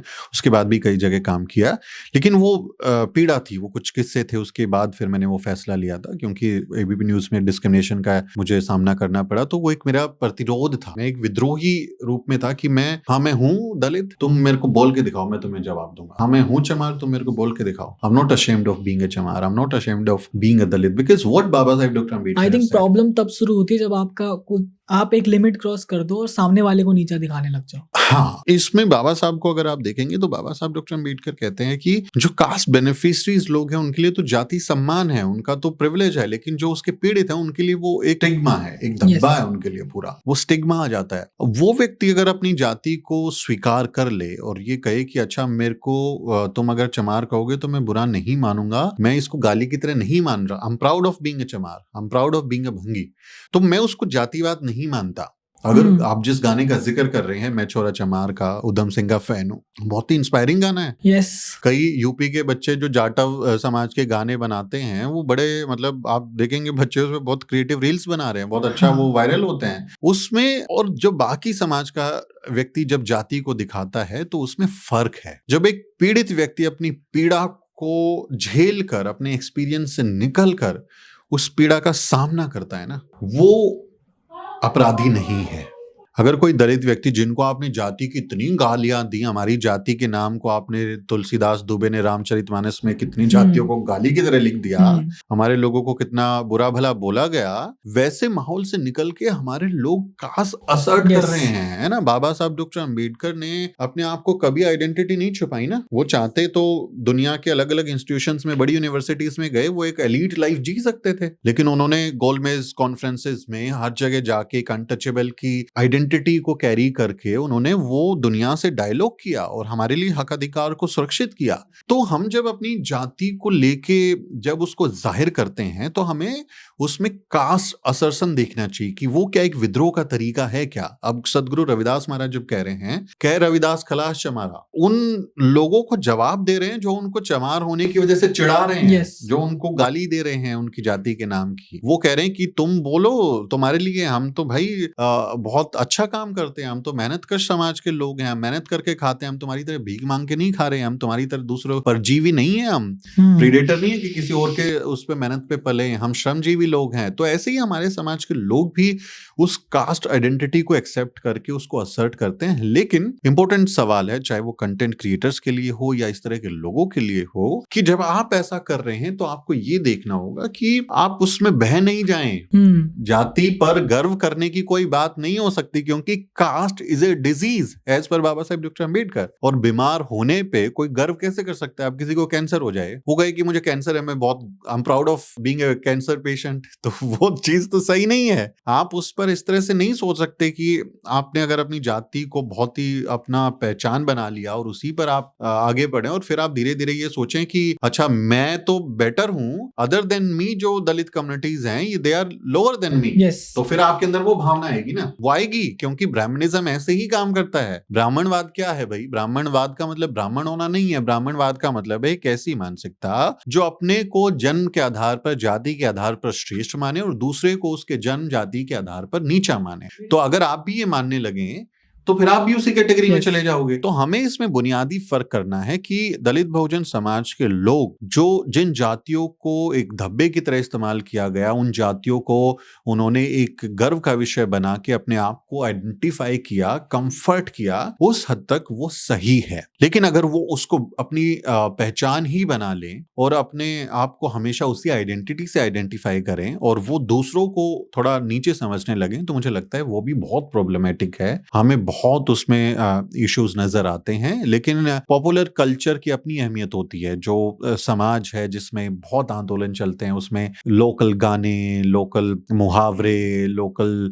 कहानियां, वो सब अपने लेवल पे ही चलता है। अब आप जो मैं स्टूडियो में बैठ रहे हैं बात कर रहे हैं, हो सकता है वो किसी गांव में किसी व्यक्ति को समझ ही ना आ रहा हो, Yes. लेकिन उसको आपस में छोटी छोटी चीजें उनके व्यवहार में झलकती हैं, वो इंपॉर्टेंट हो जाती हैं। जैसे मुझे एक किस्सा याद आ रहा है, मुझे एक बार किसी ने बताया था, एक कोई बुजुर्ग आदमी मुझे बता रहे थे कि जब बाबा साहब डॉक्टर अम्बेडकर संसद गए तो वहां पर सब लोग कुर्सियों पर बैठे हुए थे और एक कुर्सी खाली थी बाबा साहब के लिए। तो बाबा साहब डॉक्टर अम्बेडकर ने उस कुर्सी को पकड़ा और अपने सिर पर ऐसे उठा लिया। तो लोगों ने पूछा, अरे तुमने ऐसा क्यों किया? तो उन्होंने बोला कि मेरे समाज के लोग आएंगे तो कहाँ बैठेंगे, तुमने तो उनके लिए कुर्सियां रखी नहीं, तो कुर्सियां खाली करो। तो वो आदमी पॉलिटिकल रिजर्वेशन की बात कर रहा था। Yes. वो आदमी हमारी एजुकेशन और जॉब्स में रिजर्वेशन की बात कर रहा था, लेकिन उसको ये नहीं पता कि संविधान सभा में किस तरह की बहस के बाद Exactly. हमको ये मिला। लेकिन उसको ये बात पता थी कि हमको बैठने के लिए कुर्सी बाबा साहब डॉक्टर अम्बेडकर ने दी है, हमारे को रिजर्वेशन बाबा साहब डॉक्टर अम्बेडकर ने बहुत मेहनत से दिया है। तो वो छोटे छोटे मुहावरों में कई बार वो कहानियां, वो किस्से उस तरह से घुल मिल जाते हैं जिनका अपना बहुत महत्व होता है। तो ऐसे जो गाने हैं, जो इस तरह की जो रील्स एंड कंटेंट क्रिएशंस की, मैं उसको बहुत इंपॉर्टेंट मानता हूं, क्योंकि पहले तो व्यक्ति जो अपनी जाति को ही धब्बा मानता है उससे बाहर निकले और अपनी जाति को एक्सेप्ट करे, तो उसका नेक्स्ट मूव क्या होगा? नेक्स्ट मूव होगा अम्बेडकरिज्म, नेक्स्ट मूव होगा बहुजन आंदोलन, नेक्स्ट मूव होगा बुद्धत्व की तरफ जाना। तो जो व्यक्ति इस समझ के साथ आ जाएगा, जो व्यक्ति अपनी कास्ट प्राइड को छोड़ के अपनी कास्ट आइडेंटिटी को एक्सेप्ट करके जब दुनिया में, समाज में अपने समाज की मसलों को समझने लगेगा, तो उसका अगला स्टेप वही है, वो अम्बेडकरवादी ही होगा। Yes. वो बौद्ध ही होगा, वो समतावादी ही होगा। वो अभी उस फेज में नहीं है, उसको वो कॉन्शियसनेस आ जाएगा, क्योंकि जैसे कांशीराम साहब ने जो किया, अब उन्होंने उस समय जातियां जो जिनका कभी जिक्र नहीं होता था कि वो जातियां अपना विधायक बना सकती हैं, मंत्री बना सकती हैं, बहुत छोटी छोटी जातियां, मतलब संख्या के लिहाज से, नॉट हैसियत के लिहाज से, संख्या के लिहाज से छोटी छोटी जातियां हैं, उनके लोगों को कांशीराम साहब ने मंत्री बनाया, उनके लोगों को विधायक बनाया। आज वो बड़े बड़े पदों पर हैं, आज वो राजनीति में मुख्य भूमिका में हैं। तो एक दौर में आप एक ही तरह की क्रांति देखते हैं, है ना? जैसे बाबा साहब डॉक्टर अम्बेडकर वो काउंटर रेवोल्यूशन की बात करते हैं कि वो ऐसे ही चलता है धीरे धीरे। तो उस समय पॉलिटिकल एक अपलिफ्टमेंट आया, है ना? बाबा साहब डॉक्टर अम्बेडकर के बाद में जो एक अपलिफ्टमेंट आया था, जिसमें हमने धम्म की तरफ जाने की कोशिशें शुरू की, फिर पॉलिटिकल अपलिफ्टमेंट आया। अब ये एक एनलाइटनमेंट का दौर ये चल रहा है, जिसमें हमारे समाज के लोग अब बड़ी संख्या में जागरूक हो रहे हैं अपने मसलों को लेके। तो मैं ये देखता हूँ कि जिस तरह से ब्राह्मणवाद, हिंदुत्व का एजेंडा, हिंदू राष्ट्र का खतरा जितनी तेजी से बढ़ रहा है, उतनी ही तेजी से अम्बेडकरवाद भी बढ़ रहा है। और लोग जागरूक हो रहे हैं, उतनी संख्या में लोग अपनी कास्ट आइडेंटिटी को एक्सेप्ट करके अब सोशल मीडिया पे कोई बाबा साहब का फोटो बैकग्राउंड में लगा के रील बना रहा है, वो वायरल हो जाती है। ये वायरल हो जाती है। उसमें हो सकता है उसकी मार्केटिंग स्ट्रेटेजी हो, लेकिन वो एक बड़ा स्टेप है। आप कास्ट आइडेंटिटी को एक्सेप्ट करना भी अपने आप में बड़ा स्टेप होता है। वो चल रहा है, तो उसमें जब तक वो किसी का नुकसान नहीं कर रहा, तो उसमें क्या बुराई है? Doctor Ambedkar is a brand. दुनिया उनको सेलिब्रेट करती है भाई, इधर के लोग उनको पुतले तोड़ते रहे उनके। अब मैं पिछले दिनों अमेरिका गया, न्यूयॉर्क में, तो सड़क का नाम लिखा हुआ है डॉक्टर अम्बेडकर वे। जर्मनी में उनके नाम पे सड़क है, स्कूल है डॉक्टर अम्बेडकर के नाम पे जर्मनी में। लंदन में उनके नाम पे घर है, उनके स्टैचूज लगे हुए हैं। यूनिवर्सिटीज में हम जाएं, मैं ब्रंडाइस यूनिवर्सिटी गया, बाबा साहब का लगा हुआ है स्टैचू। कोलंबिया गए, वहां बाबा साहब का स्टैचू लगा हुआ है। तो वो क्रांति सूर्य हैं और वो एक बहुत बड़े ब्रांड है। मतलब सिर्फ भारत के लोग नहीं, दुनिया के लोग। अब यूनाइटेड नेशंस में उनके ऊपर सस्टेनेबिलिटी के ऊपर, सस्टेनेबल डेवलपमेंट पर जब कॉन्फ्रेंस हुई, तो doctor Ambedkar was the key figure कि उनके आइडिया से कैसे हम सस्टेनेबल डेवलपमेंट को हासिल कर सकते हैं। जैसे एक क्रिएटर था सर, मतलब है काफी बड़ा नाम है, ध्रुव राठी। उनके एक रिसर्चर थे, उन्होंने एक कविता लिखी थी जिसका टाइटल था गर्व से कहो हम शूद्र हैं, जिसपे ध्रुव राठी ने रील बनाई और उस पे एक AI जनरेटेड इमेज था और जिसमें फटे हुए कपड़े पहने हुआ था एक व्यक्ति। एक ही रील, और उसके 1 साल बाद वही बंदा कास्ट प्राइड पे लोगों से बोल रहा है कि कास्ट प्राइड मत करो। और वो बंदा पॉडकास्ट में इसको जस्टिफाई कर रहा था अभी, और मेरे को बोल रहा था, मेरे पास खुद आया था जस्टिफाई करने, और बोल रहा था कि कोई आया था मेरे पास। हमारे भाई हैं पारंजीत, उनके टीम ने नीलम प्रोडक्शन पे एक फिल्म बनी है, डिस्क्रीट चार्म ऑफ सवर्णास, यूट्यूब पे अवेलेबल है, तो सब लोग देखिए उसको। तो आप ये समझ पाएंगे कि how the Savarna and the oppressors communities want to see Dalits. है ना, तो वो discreet charm of Savarna is a perfect example. You should go and watch on YouTube. That's a free movie. उसमें वो एक दलित के ऊपर फिल्म बनाना चाहते हैं और दलित किरदार को ढूंढते हैं. और वो ढूंढते हुए अंत में उनकी जो खोज है वो एक सवर्णा पर आकर ही रुकती है.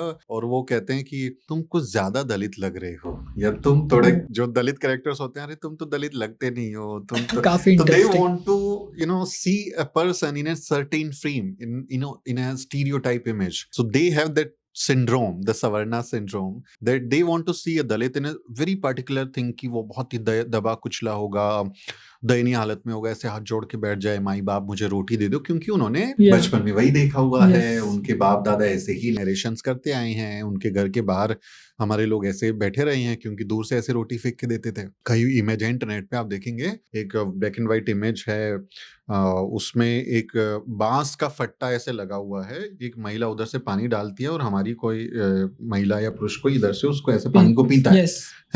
और एक रोटी, सा है. हाँ, एक रोटी वाला है. That's a real image. वो एक रोटी का है, वो एक बुजुर्ग आदमी होता है और कुछ दलित महिलाएं ऐसे हाथ करके खड़ी होती है और वो ऊपर से ऐसे रोटी फेंकता है, टच भी नहीं करता है उनको.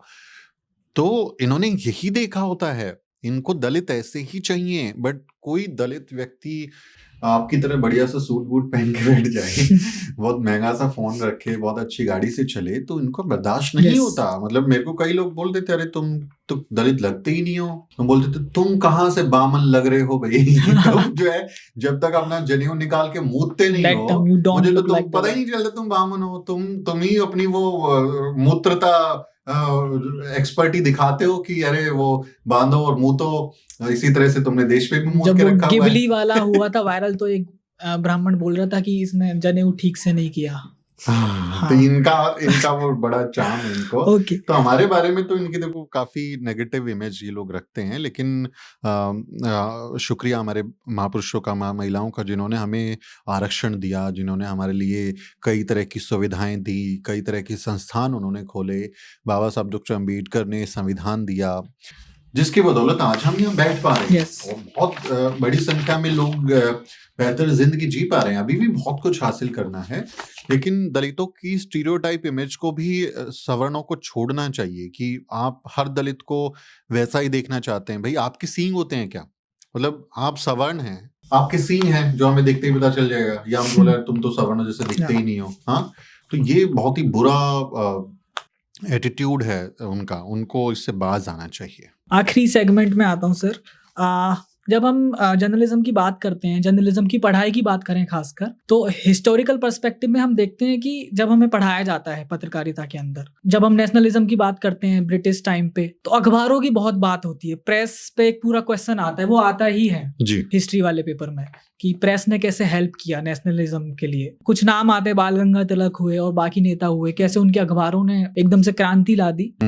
लेकिन जब सोशल चेंज की बात होती है, सामाजिक स्तर पे उनके जो व्यूज थे, उसका कभी भी क्रिटिकल एग्जामिनेशन क्यों नहीं दिखाते ये लोग? कैसे वो, how they were very casteist, misogynist. Wow, that's a wonderful question and I am so happy that this question is being asked by a person like you, because this is completely ignored in the media.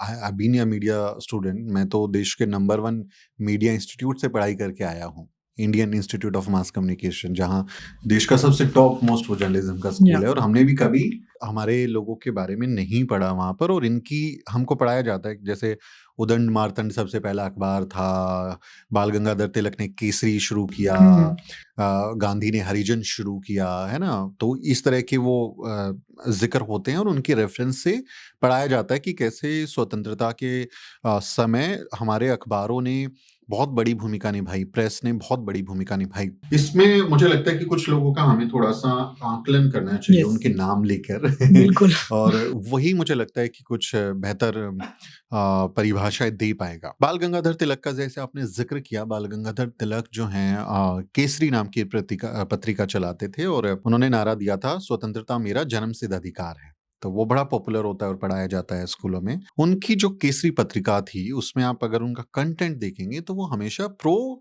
Savarna होता था। Yes. आजादी की बात तो होती थी लेकिन pro Savarna की, किस तरह से ब्राह्मण परेशान हो रहे हैं, इन लोगों को क्या चुनौतियां आ रही हैं, उसमें वंचित वर्गों की कभी बात नहीं होती थी। कभी जो अछूत समाज के लोग थे उनके साथ किस तरह की बर्बरता हो रही है, किस हालात में वो हैं, उसका कभी जिक्र उसमें नहीं होता था।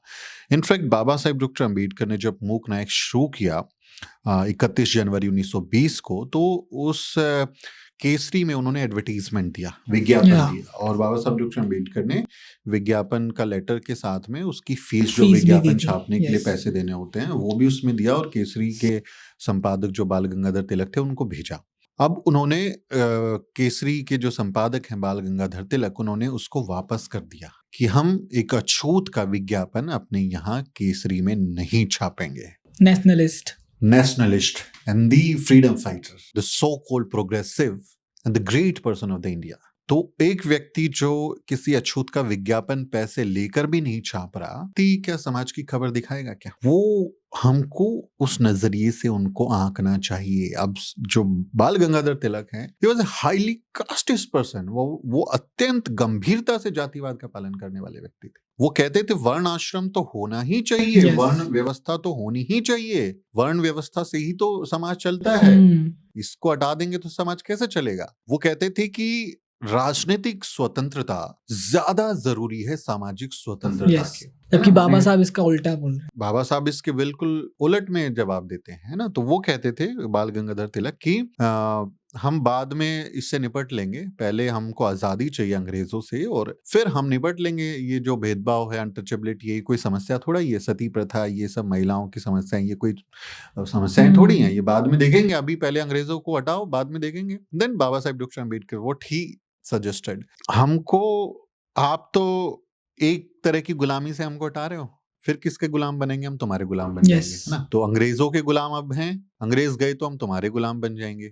जब अंग्रेज नहीं आए थे तब भी हम तुम्हारे गुलाम थे। और ये भी सवाल है ना कि जब आजादी मिल गई उसके बाद आप लोगों ने क्या किया? उसके बाद आपने क्या किया? तो डॉक्टर अम्बेडकर ने सामाजिक परिवर्तन को किसी भी परिवर्तन से ज्यादा माना। अब आप देखिए कि जब स्वतंत्रता आंदोलन चल रहा है तो बहुत सारे लोग उसमें शामिल हैं। मतलब जितने भी आप नाम लोगे, सब संगठन बना के, कांग्रेस है, मुस्लिम लीग है, बाल पाल, वो तीन जो थे, गरम दल, नरम दल, जाने कौन कौन से लोग थे, वो कितनी बड़ी संख्या में लोग थे जो स्वतंत्रता का आंदोलन लड़ रहे थे। लेकिन अछूतों की स्वतंत्रता का आंदोलन तो एक व्यक्ति लड़ रहा था। Yes. That was doctor Ambedkar. पूरी दुनिया में सिर्फ बाबा साहब डॉक्टर अम्बेडकर ऐसे व्यक्ति थे जो हमारी मुक्ति की बात कर रहे थे कि आप जब अंग्रेज चले जाएंगे तो हमारे को क्या मिलेगा, गुलामी तो दोबारा झेलनी पड़ेगी आपकी। तो वो बराबरी की बात कर रहे हैं, अधिकार की बात कर रहे हैं, और इस वर्ण व्यवस्था को, जाति व्यवस्था को खत्म करने की बात कर रहे हैं। लेकिन बाल गंगाधर तिलक जैसे जो लोग हैं वो वर्ण व्यवस्था की वकालत करते हैं, वर्ण व्यवस्था को बनाए रखने की बात करते हैं। इवन विवेकानंद, स्वामी विवेकानंद जो हैं, वो देखिए पूरी दुनिया में उनको कैसे यूथ आइकन की तरह से पेश किया जाता है, प्रोग्रेसिव और हिंदू धर्म के आधुनिक व्यक्ति के तौर पे, जो दुनिया में, अमेरिका में धर्म संसद में जाके बोलते हैं, शिकागो कॉन्फ्रेंस में, तो उनको एक बड़े रैशनल व्यक्ति के तौर पे पेश किया जाता है, उनके थॉट्स को। उसका भी पीआर एकदम ज्यादा सा हो, उनका बहुत प्यार होता है क्योंकि वो नेशनलिस्ट और हिंदुत्व की पॉलिटिक्स को, जो कट्टरपंथी विचारधारा है, उसमें कहीं ना कहीं वो उनके विचारों को सपोर्ट करता है। लेकिन वो भी प्रो वर्ण व्यवस्था हैं, वो जाति व्यवस्था की जो बुराइयां उनका तो विरोध करते हैं, लेकिन उसको खत्म करने की बात नहीं करते। कई उनके रेफरेंस में आप देखेंगे, उनकी जो राइटिंग्स है, तो वो जाति का बचाव कर रहे होते हैं, वो कास्ट को प्रोटेक्ट कर रहे होते हैं। तो सुधार और क्रांति में फर्क है ना। आप सुधार में तो आप जैसे महात्मा गांधी हैं, वो क्या बोलते हैं? महात्मा गांधी बोलते हैं कि हिंदू समाज की नींव है वर्ण व्यवस्था, अगर वर्ण व्यवस्था टूट गई तो नींव टूट जाएगी और हिंदू धर्म बिखर जाएगा, है ना। तो वो कहते हैं, मतलब गांधी से ज्यादा वर्ण व्यवस्था का प्रेमी तो मुझे दुनिया में कोई लगता ही नहीं है। yes. क्योंकि आप देखिए कि कोई व्यक्ति ये कहे कि मैं मर जाऊंगा, वर्ण व्यवस्था टूटनी नहीं चाहिए, ऐसा आज तक किसी ने मजे की नहीं बात किया। ये है सर कि पॉलिटिकल साइंस में हम प्लेटोज आइडियल स्टेट का क्रिटिकल एग्जामिनेशन ज्यादा अच्छे से कर पाते हैं, लेकिन जो गांधी का जो विचार आ रहा है ये वाला, हाँ, इसका नहीं करते हम, हमें बताया ही नहीं जाता। Because that is not been introduced in the academia, Yes. क्योंकि उसको प्रोटेक्ट करके रखते हैं ना। अब जो गांधी ना आइडिया ऑफ कास्ट है, what he said, he said कि अनटचेबिलिटी मत करो, आपस में भेदभाव मत करो, मारपिटाई मत करो, लेकिन जिस वर्ण का जो काम है वो वही फॉलो करो। वर्ण व्यवस्था तो ईश्वर की बनाई है, गुण कर्म के आधार पर ईश्वर ने बनाया है। गीता यही बोलती है, ऋग्वेद यही बोलता है, मनुस्मृति यही बोलती है। तो ये तो हिंदू धर्म की नींव है। अब आप इसको तोड़ दोगे तो हिंदू धर्म बिखर जाएगा। और गांधी, सोचिए कि जब हमको बाबा साहब डॉक्टर अम्बेडकर को बहुत मेहनत करनी पड़ी, जब हमको अंग्रेजों ने अधिकार दिया, 2 वोट का अधिकार, सेपरेट इलेक्टोरेट, Yes. तो उस समय उसमें ये हुआ कि दलितों को 2 वोट का अधिकार मिलेगा। एक तो दलित व्यक्ति को ही वो वोट करेंगे जो उनका रिप्रेजेंटेटिव होगा, और फिर वो एक सामान्य जो जनरल व्यक्ति होगा उसको भी वोट करेंगे। जॉइंट इलेक्टोरेट में 2 वोट का अधिकार होगा हमारे पास में। ये बहुत बड़ी क्रांति थी। मतलब अगर होता तो आज हमारे पास चमचे नहीं होते, हमारे नेता होते। गांधी धरने पर बैठ गए, आमरण अनशन पर। आपको इंटरेस्टिंगली एक बात पता है, गांधी ने अंग्रेजों को भारत से भगाने के लिए कभी भी आमरण अनशन नहीं किया। अगर आप हिस्ट्री देखेंगे तो अंग्रेज हमारा देश छोड़ के चले जाएं, इसके लिए उन्होंने दुनिया में बहुत सारी यात्राएं की, बहुत सारे आंदोलन किए, लेकिन कभी अपनी जान की बाजी नहीं लगाई। उन्होंने कभी आमरण अनशन नहीं किया कि ले भाई मैं बैठ गया, जब तक ये नहीं जाएंगे हम कुछ नहीं खाएंगे, कुछ नहीं पिएंगे, मर जाएंगे, लेकिन अंग्रेज जाओ। कभी नहीं किया। वो आमरण अनशन करते हैं दलितों के अधिकार के खिलाफ। वो दलितों को मिले हुए सेपरेट इलेक्टोरेट के खिलाफ जान की बाजी लगा देते हैं, और फिर बाबा साहेब डॉक्टर अम्बेडकर उनको जीवन दान देते हैं। क्यों? क्योंकि उनको बहुत परेशान किया गया। बाबा साहब के घर के बाहर धरने प्रदर्शन हुए, दलितों पर हमले की प्लानिंग हुई, साजिशें हुई, और बाबा साहब को धमकाया गया कि अगर गांधी को कुछ हो गया, क्योंकि गांधी उस समय पूरे स्वतंत्रता आंदोलन का चेहरा थे, कि अगर उनको कुछ हुआ तो हम तुम्हारे लोगों को मार डालेंगे। ओपन थ्रेट्स दिए बाबा साहब डॉक्टर अम्बेडकर को। तो बहुत मजबूरी में रोते हुए उन्होंने पूना पैक्ट पे साइन किए, और उसके फिर कंपनसेशन के तौर पे हमारे को रिजर्वेशन मिला। बाबा साहब ने लड़ के वो लिया, कि रोते हुए साइन किए। बहुत बहुत पीड़ा में थे बाबा साहब डॉक्टर अम्बेडकर। उन्होंने बोला गांधी को कि आपने ठीक नहीं किया, इतिहास इसका फैसला करेगा, आपने ठीक नहीं किया। और आज इतिहास में हम उनको बैठ के याद कर रहे हैं ना, किस तरह से उनको याद कर रहे हैं। तो गांधी प्रो वर्ना सिस्टम है। बाबा साहब डॉक्टर अम्बेडकर ने उनको बड़ा चैलेंज किया। बहुत इंटरेस्टिंग है। बाबा साहब डॉक्टर अम्बेडकर कहते हैं कि गांधी 2 अखबार चलाते, एक अंग्रेजी में और एक गुजराती में। तो हरिजन और एक कोई और उनका अखबार था। तो जो वो इंग्लिश में लिखते हैं वो जाता है वेस्टर्न कंट्रीज को। वेस्टर्न लोग उसको अंग्रेजी में पढ़ते हैं। तो उसमें गांधी एंटी कास्ट साउंड करते हैं। जो उनकी राइटिंग्स है उसमें ऐसा लगता है कि गांधी जाति को पसंद नहीं करते, वो जाति के खिलाफ अपने तर्क देते हैं। लेकिन जब वो गुजराती में लिखते हैं, उनकी गुजराती के अखबारों को अगर आप पढ़ेंगे, उनके आर्टिकल संपादकीय पढ़ेंगे, तो वो एक कट्टर जातिवादी व्यक्ति के तौर पर उभरते हैं। यहाँ पे मिस्टर गांधी कंटेंट क्रिएशन कर रहे हैं, देखा जाए। वो तो मतलब कंटेंट क्रिएशन तो एक डिबेटेबल चीज है, क्योंकि उनका कंटेंट क्रिएशन तो पूरी दुनिया में आलोचना का सामना कर रहा है ना। असली कंटेंट क्रिएटर तो हमारे पुरखे थे इस देश के। उनका कंटेंट तो क्या था, मुंह से बच्चे पैदा हुए। वो आप दुनिया में पढ़ाओ ना, MIT में जाके पढ़ाओ, आप जो है बोस्टन में जाके पढ़ाओ, आप लंदन में ऑक्सफोर्ड में जाके पढ़ाओ, तो समझ में आएगा आपका कंटेंट क्या था। तो गांधीयन आइडियोलॉजी वर्ण व्यवस्था की कट्टर समर्थक है। बाबा साहब डॉक्टर अम्बेडकर यहाँ चैलेंज करते हैं। वो कहते हैं कि आप गांधी मुझे ये बताइए कि अगर वर्ण व्यवस्था के हिसाब से व्यक्तियों का वर्ण तय किया जाएगा, तो क्या इसके लिए कोई राष्ट्रीय परीक्षा होगी? क्या कोई नेशनल लेवल पे कोई एग्जाम लिया जाएगा, जिसमें एक नंबर के हिसाब से तय किया जाएगा कि कौन सा व्यक्ति क्षत्रिय होगा, कौन सा ब्राह्मण होगा? कैसे आप तय करोगे? और अगर किसी व्यक्ति में ये दोनों गुण हुए, तो कि एक व्यक्ति बुद्धिमान भी है और वॉरियर भी है, बलशाली भी है, तो क्या उसको आधा आधा किया जाएगा? बाबा साहब उनको चैलेंज कर रहे हैं। Yes. बहुत बुनियादी से सवाल है, ये फ्लॉप हो जाती है पूरी और theory। यही तो हम क्रिटिकली एग्जामिन कर रहे हैं ना, यही चीज बाहर के कॉन्टेक्स्ट में जब सोसाइटी को 4 भागों में बांटा जा रहा है, तो हाँ तब हम बहुत अच्छे से उसको मतलब उसका विरोध करें, लेकिन जब गांधी जी की बात आ रही है हाँ, तो वहां मौन हो जाते हैं, क्योंकि उस तरह की कभी आलोचना उनको जाति के नाम पे करने नहीं दी गई। एकेडमिया में भी नहीं की, इतिहासकारों ने भी नहीं की, और जो ज्योतिबा फूले साहब हमारे कहते हैं कलम कसाई, जो हिस्टोरियंस होते हैं उनको वो कलम कसाई कहते हैं, कि काट देते हैं हमारे नाम, Yes. हमारे हिस्ट्री, हमारी काटा है कहानियां। उन्होंने। तो अब बाबा साहब गांधी को कहते हैं कि भाई आप कह रहे हो कि हमें अपने वर्ण के हिसाब से ही काम करना चाहिए, तो आप तो बनिया हो, ये धर्म कर्म तो आपका काम नहीं है, ये तो ब्राह्मणों का काम है, तो फिर आप क्यों हेराम करते घूमते रहते हो? तो ब्राह्मण करेंगे, तुम क्यों कर रहे हो भाई? तुम व्यापार करो, तुम बनिया हो, गांधी वजह बनिया ना, तो आप तो भाई बनिया हो, आप जाओ और बनियागिरी करो, अपनी व्यापारिक जो गतिविधियां अपने वर्ण के हिसाब से करो। तो ये लोग अपने ऊपर उसको कोई अप्लाई नहीं करते, अपनी चीजों पर कोई अप्लाई नहीं करता, लेकिन बोल देंगे कि अरे ये तो पहले जो है काम के हिसाब से था, बाद में फिर वो काम जो है वो जाति में बदल गया। अरे तो आज तो हम चमार, आप क्यों बुलाते हो हमको? हम तो अपनी चमड़े का काम नहीं कर रहे हैं, सही बात है, तो बदल दो ना हमारे को। अभी तो हमें आप भी नहीं 2 बदल रहे जन्म ना, लेने का अब अधिकार तो है। अब तो हम नहीं कर रहे ना। अब तो बहुत सारे ब्राह्मण जो कॉर्पोरेट में काम कर रहे हैं, वो तो पूजा पाठ नहीं कर रहे, यज्ञ हवन नहीं कर रहे, तो उनको क्यों ब्राह्मण बोलते हो आप?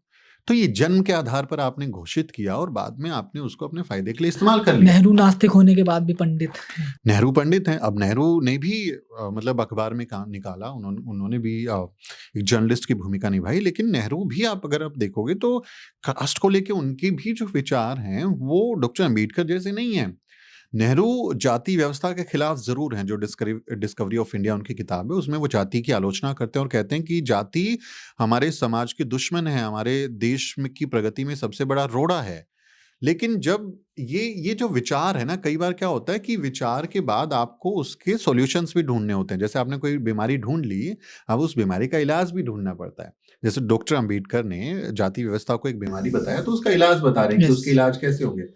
अब नेहरू जो हैं वो प्रोग्रेसिव तो दिखना चाह रहे हैं, वो प्रगतिशील दिखना चाहते हैं, विदेश से पढ़कर आए हैं, पूरी दुनिया के वेस्टर्न कंट्रीज के लोग उनको देख रहे हैं, तो वो जाति व्यवस्था का विरोध तो कर रहे हैं, लेकिन जब उसके इलाज के तौर पे एक गोली आती है आरक्षण की, वो उसका विरोध करते हैं।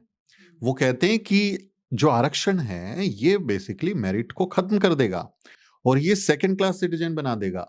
इससे आप जो हैं अच्छे लोग, जिम्मेदार लोग, काबिल लोग नहीं बना सकते। आरक्षण को वो कहते थे ये स्थायी नहीं होना चाहिए, अस्थायी होना चाहिए, ये आरक्षण होना ही नहीं चाहिए। उन्होंने तो अपने राज्यों के मुख्यमंत्रियों को चिट्ठी लिख के बोला था कि आरक्षण को लागू मत करो।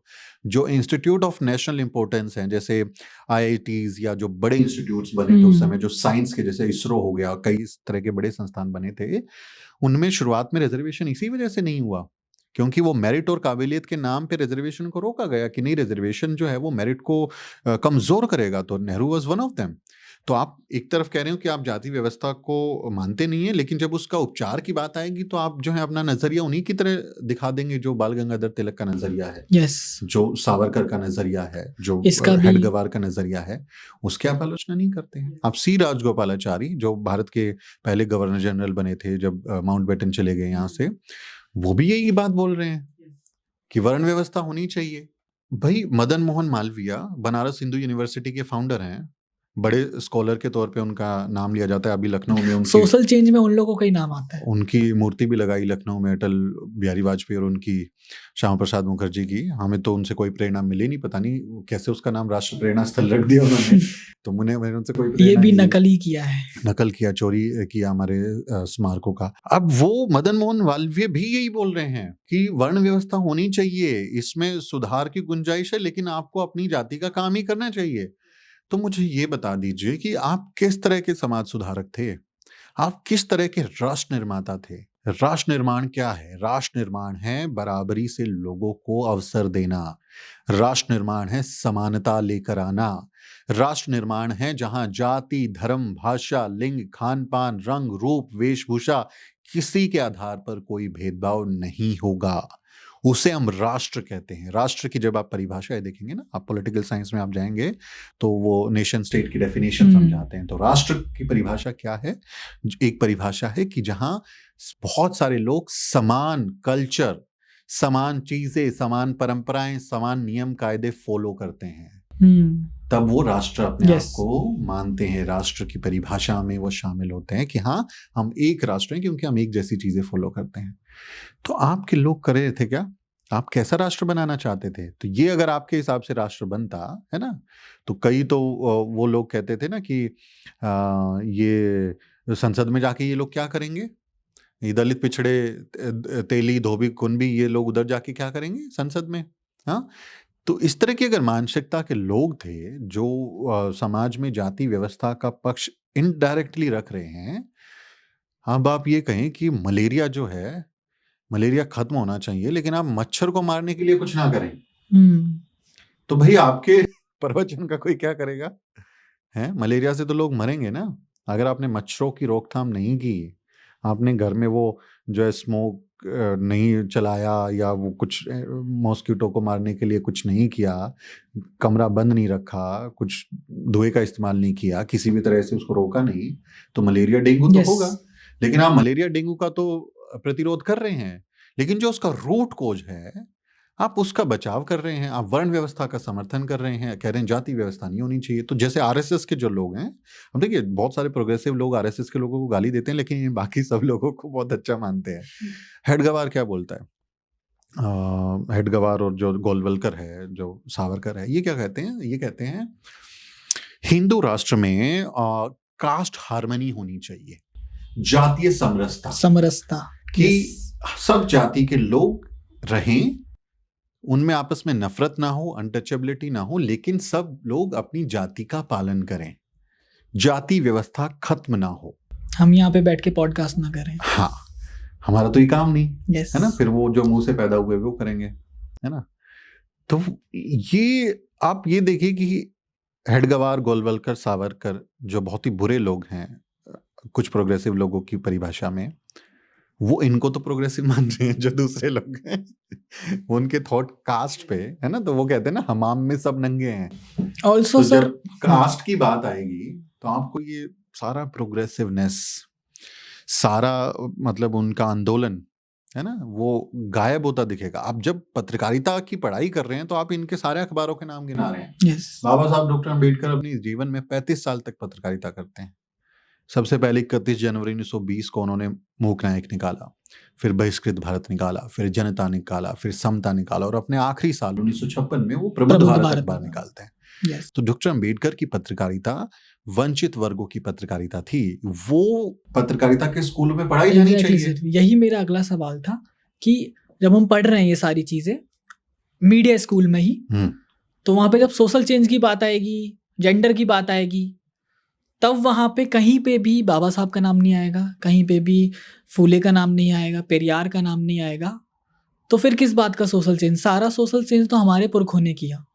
मतलब ज्योतिबा फूले साहब की राइटिंग अगर आप पढ़ेंगे तो वो इस मामले में बहुत स्पष्ट रूप से बताते हैं कि कैसे इतिहास में बहुत घालमेल हुआ है, कैसे इतिहास चोरी किया गया है, और कैसे कलम कसाइयों यानी इतिहासकारों ने फर्जी नायकों को खड़ा कर दिया, है ना।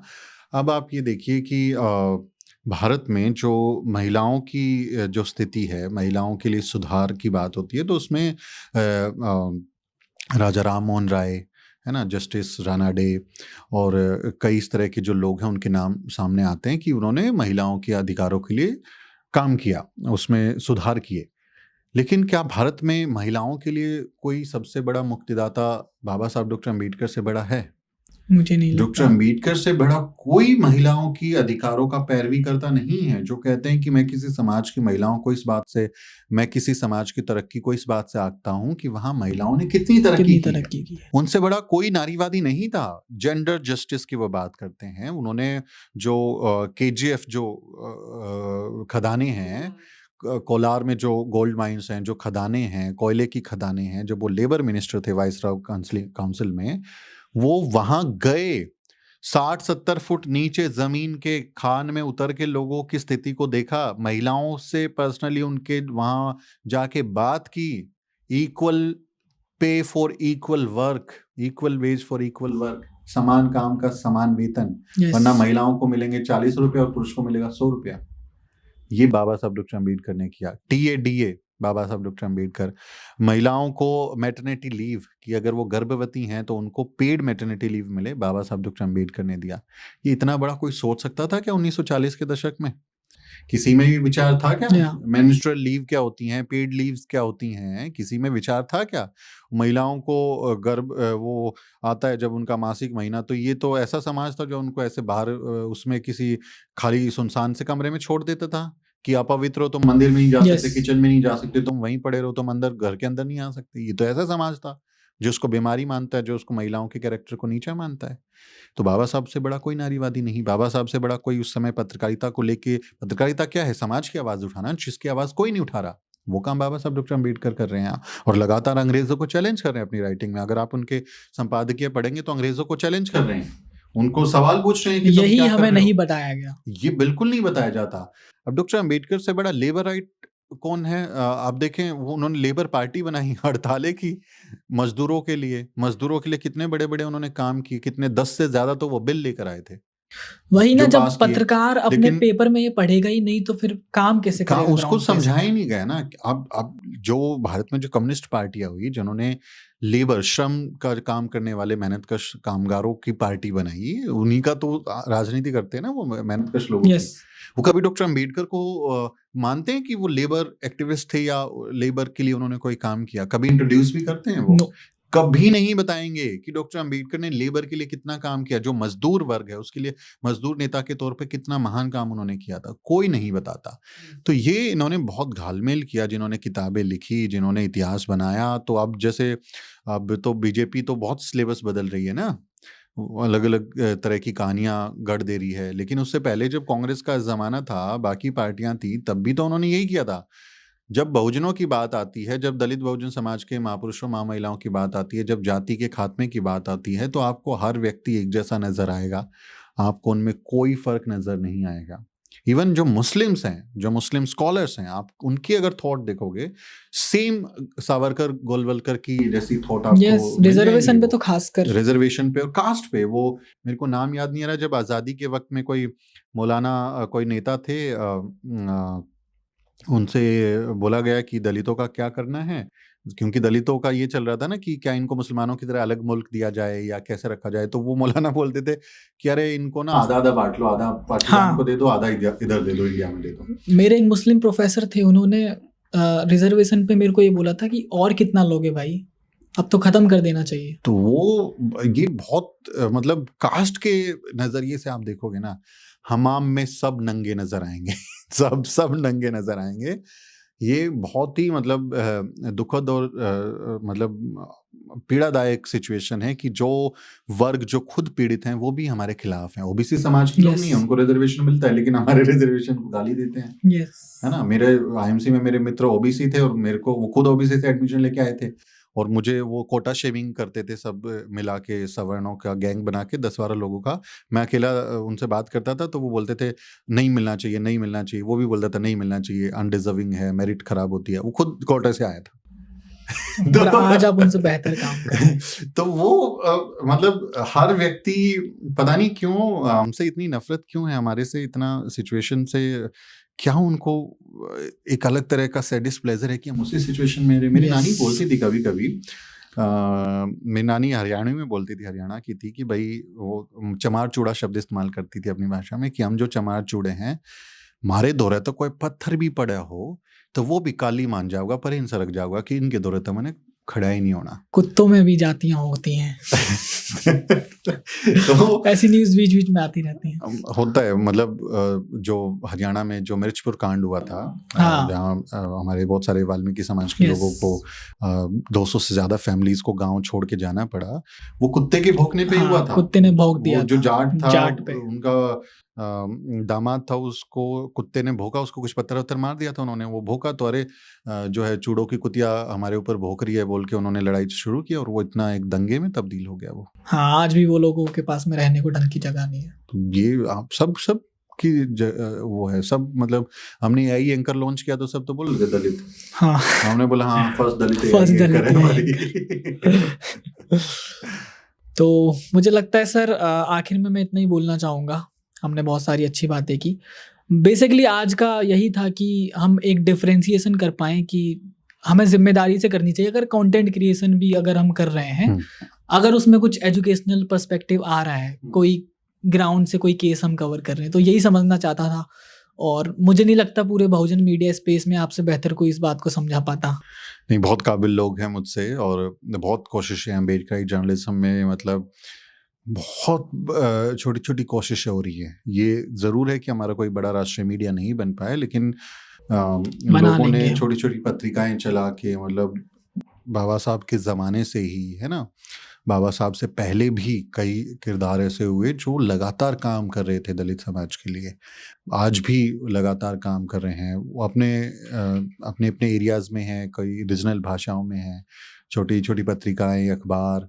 तो अम्बेडकरी जर्नलिज्म बहुत ही जिम्मेदारी वाला काम है और एक विरासत का भागीदार बनाता है आपको। तो जो भी कंटेंट क्रिएटर्स हैं, जो जर्नलिस्ट हैं, मतलब वो इस बात को हमेशा ध्यान में रखें कि आप एक बड़ी विरासत को लेके चल रहे हैं। तो अपने विरासत को बदनाम होने से बचाना है और एक जिम्मेदार पत्रकार या जिम्मेदार क्रिएटर की भूमिका निभानी है। बाकी जिंदगी हसीन है, चलते रहिए। तो ये थे हमारे साथ Sumit sir. Thank you so much Sumit sir, इतना टाइम देने के लिए और अपना इंफ्रास्ट्रक्चर हमें यूज़ करने देने के लिए। always right. हाँ, अभी मेरे पास इतना नहीं है कि मैं कैमरास वगैरह खरीद लूँ, लेकिन या होगा। तो thank you so much sir, बहुत अच्छा लगा आपसे बात करके और थैंक यू फॉर दिस पूरा सेटअप। हमारे साथ में मोहित भाई हैं, थैंक यू मोहित भाई। और मेरे साथ में अनुसंधान भी है मेरे साथ द आउटकास्ट इंडिया से। Thank you so much for this podcast. आप देख रहे थे द आउटकास्ट इंडिया, मैं हूँ हितेश। जय भीम, जय सावित्री, धन्यवाद। जय भीम।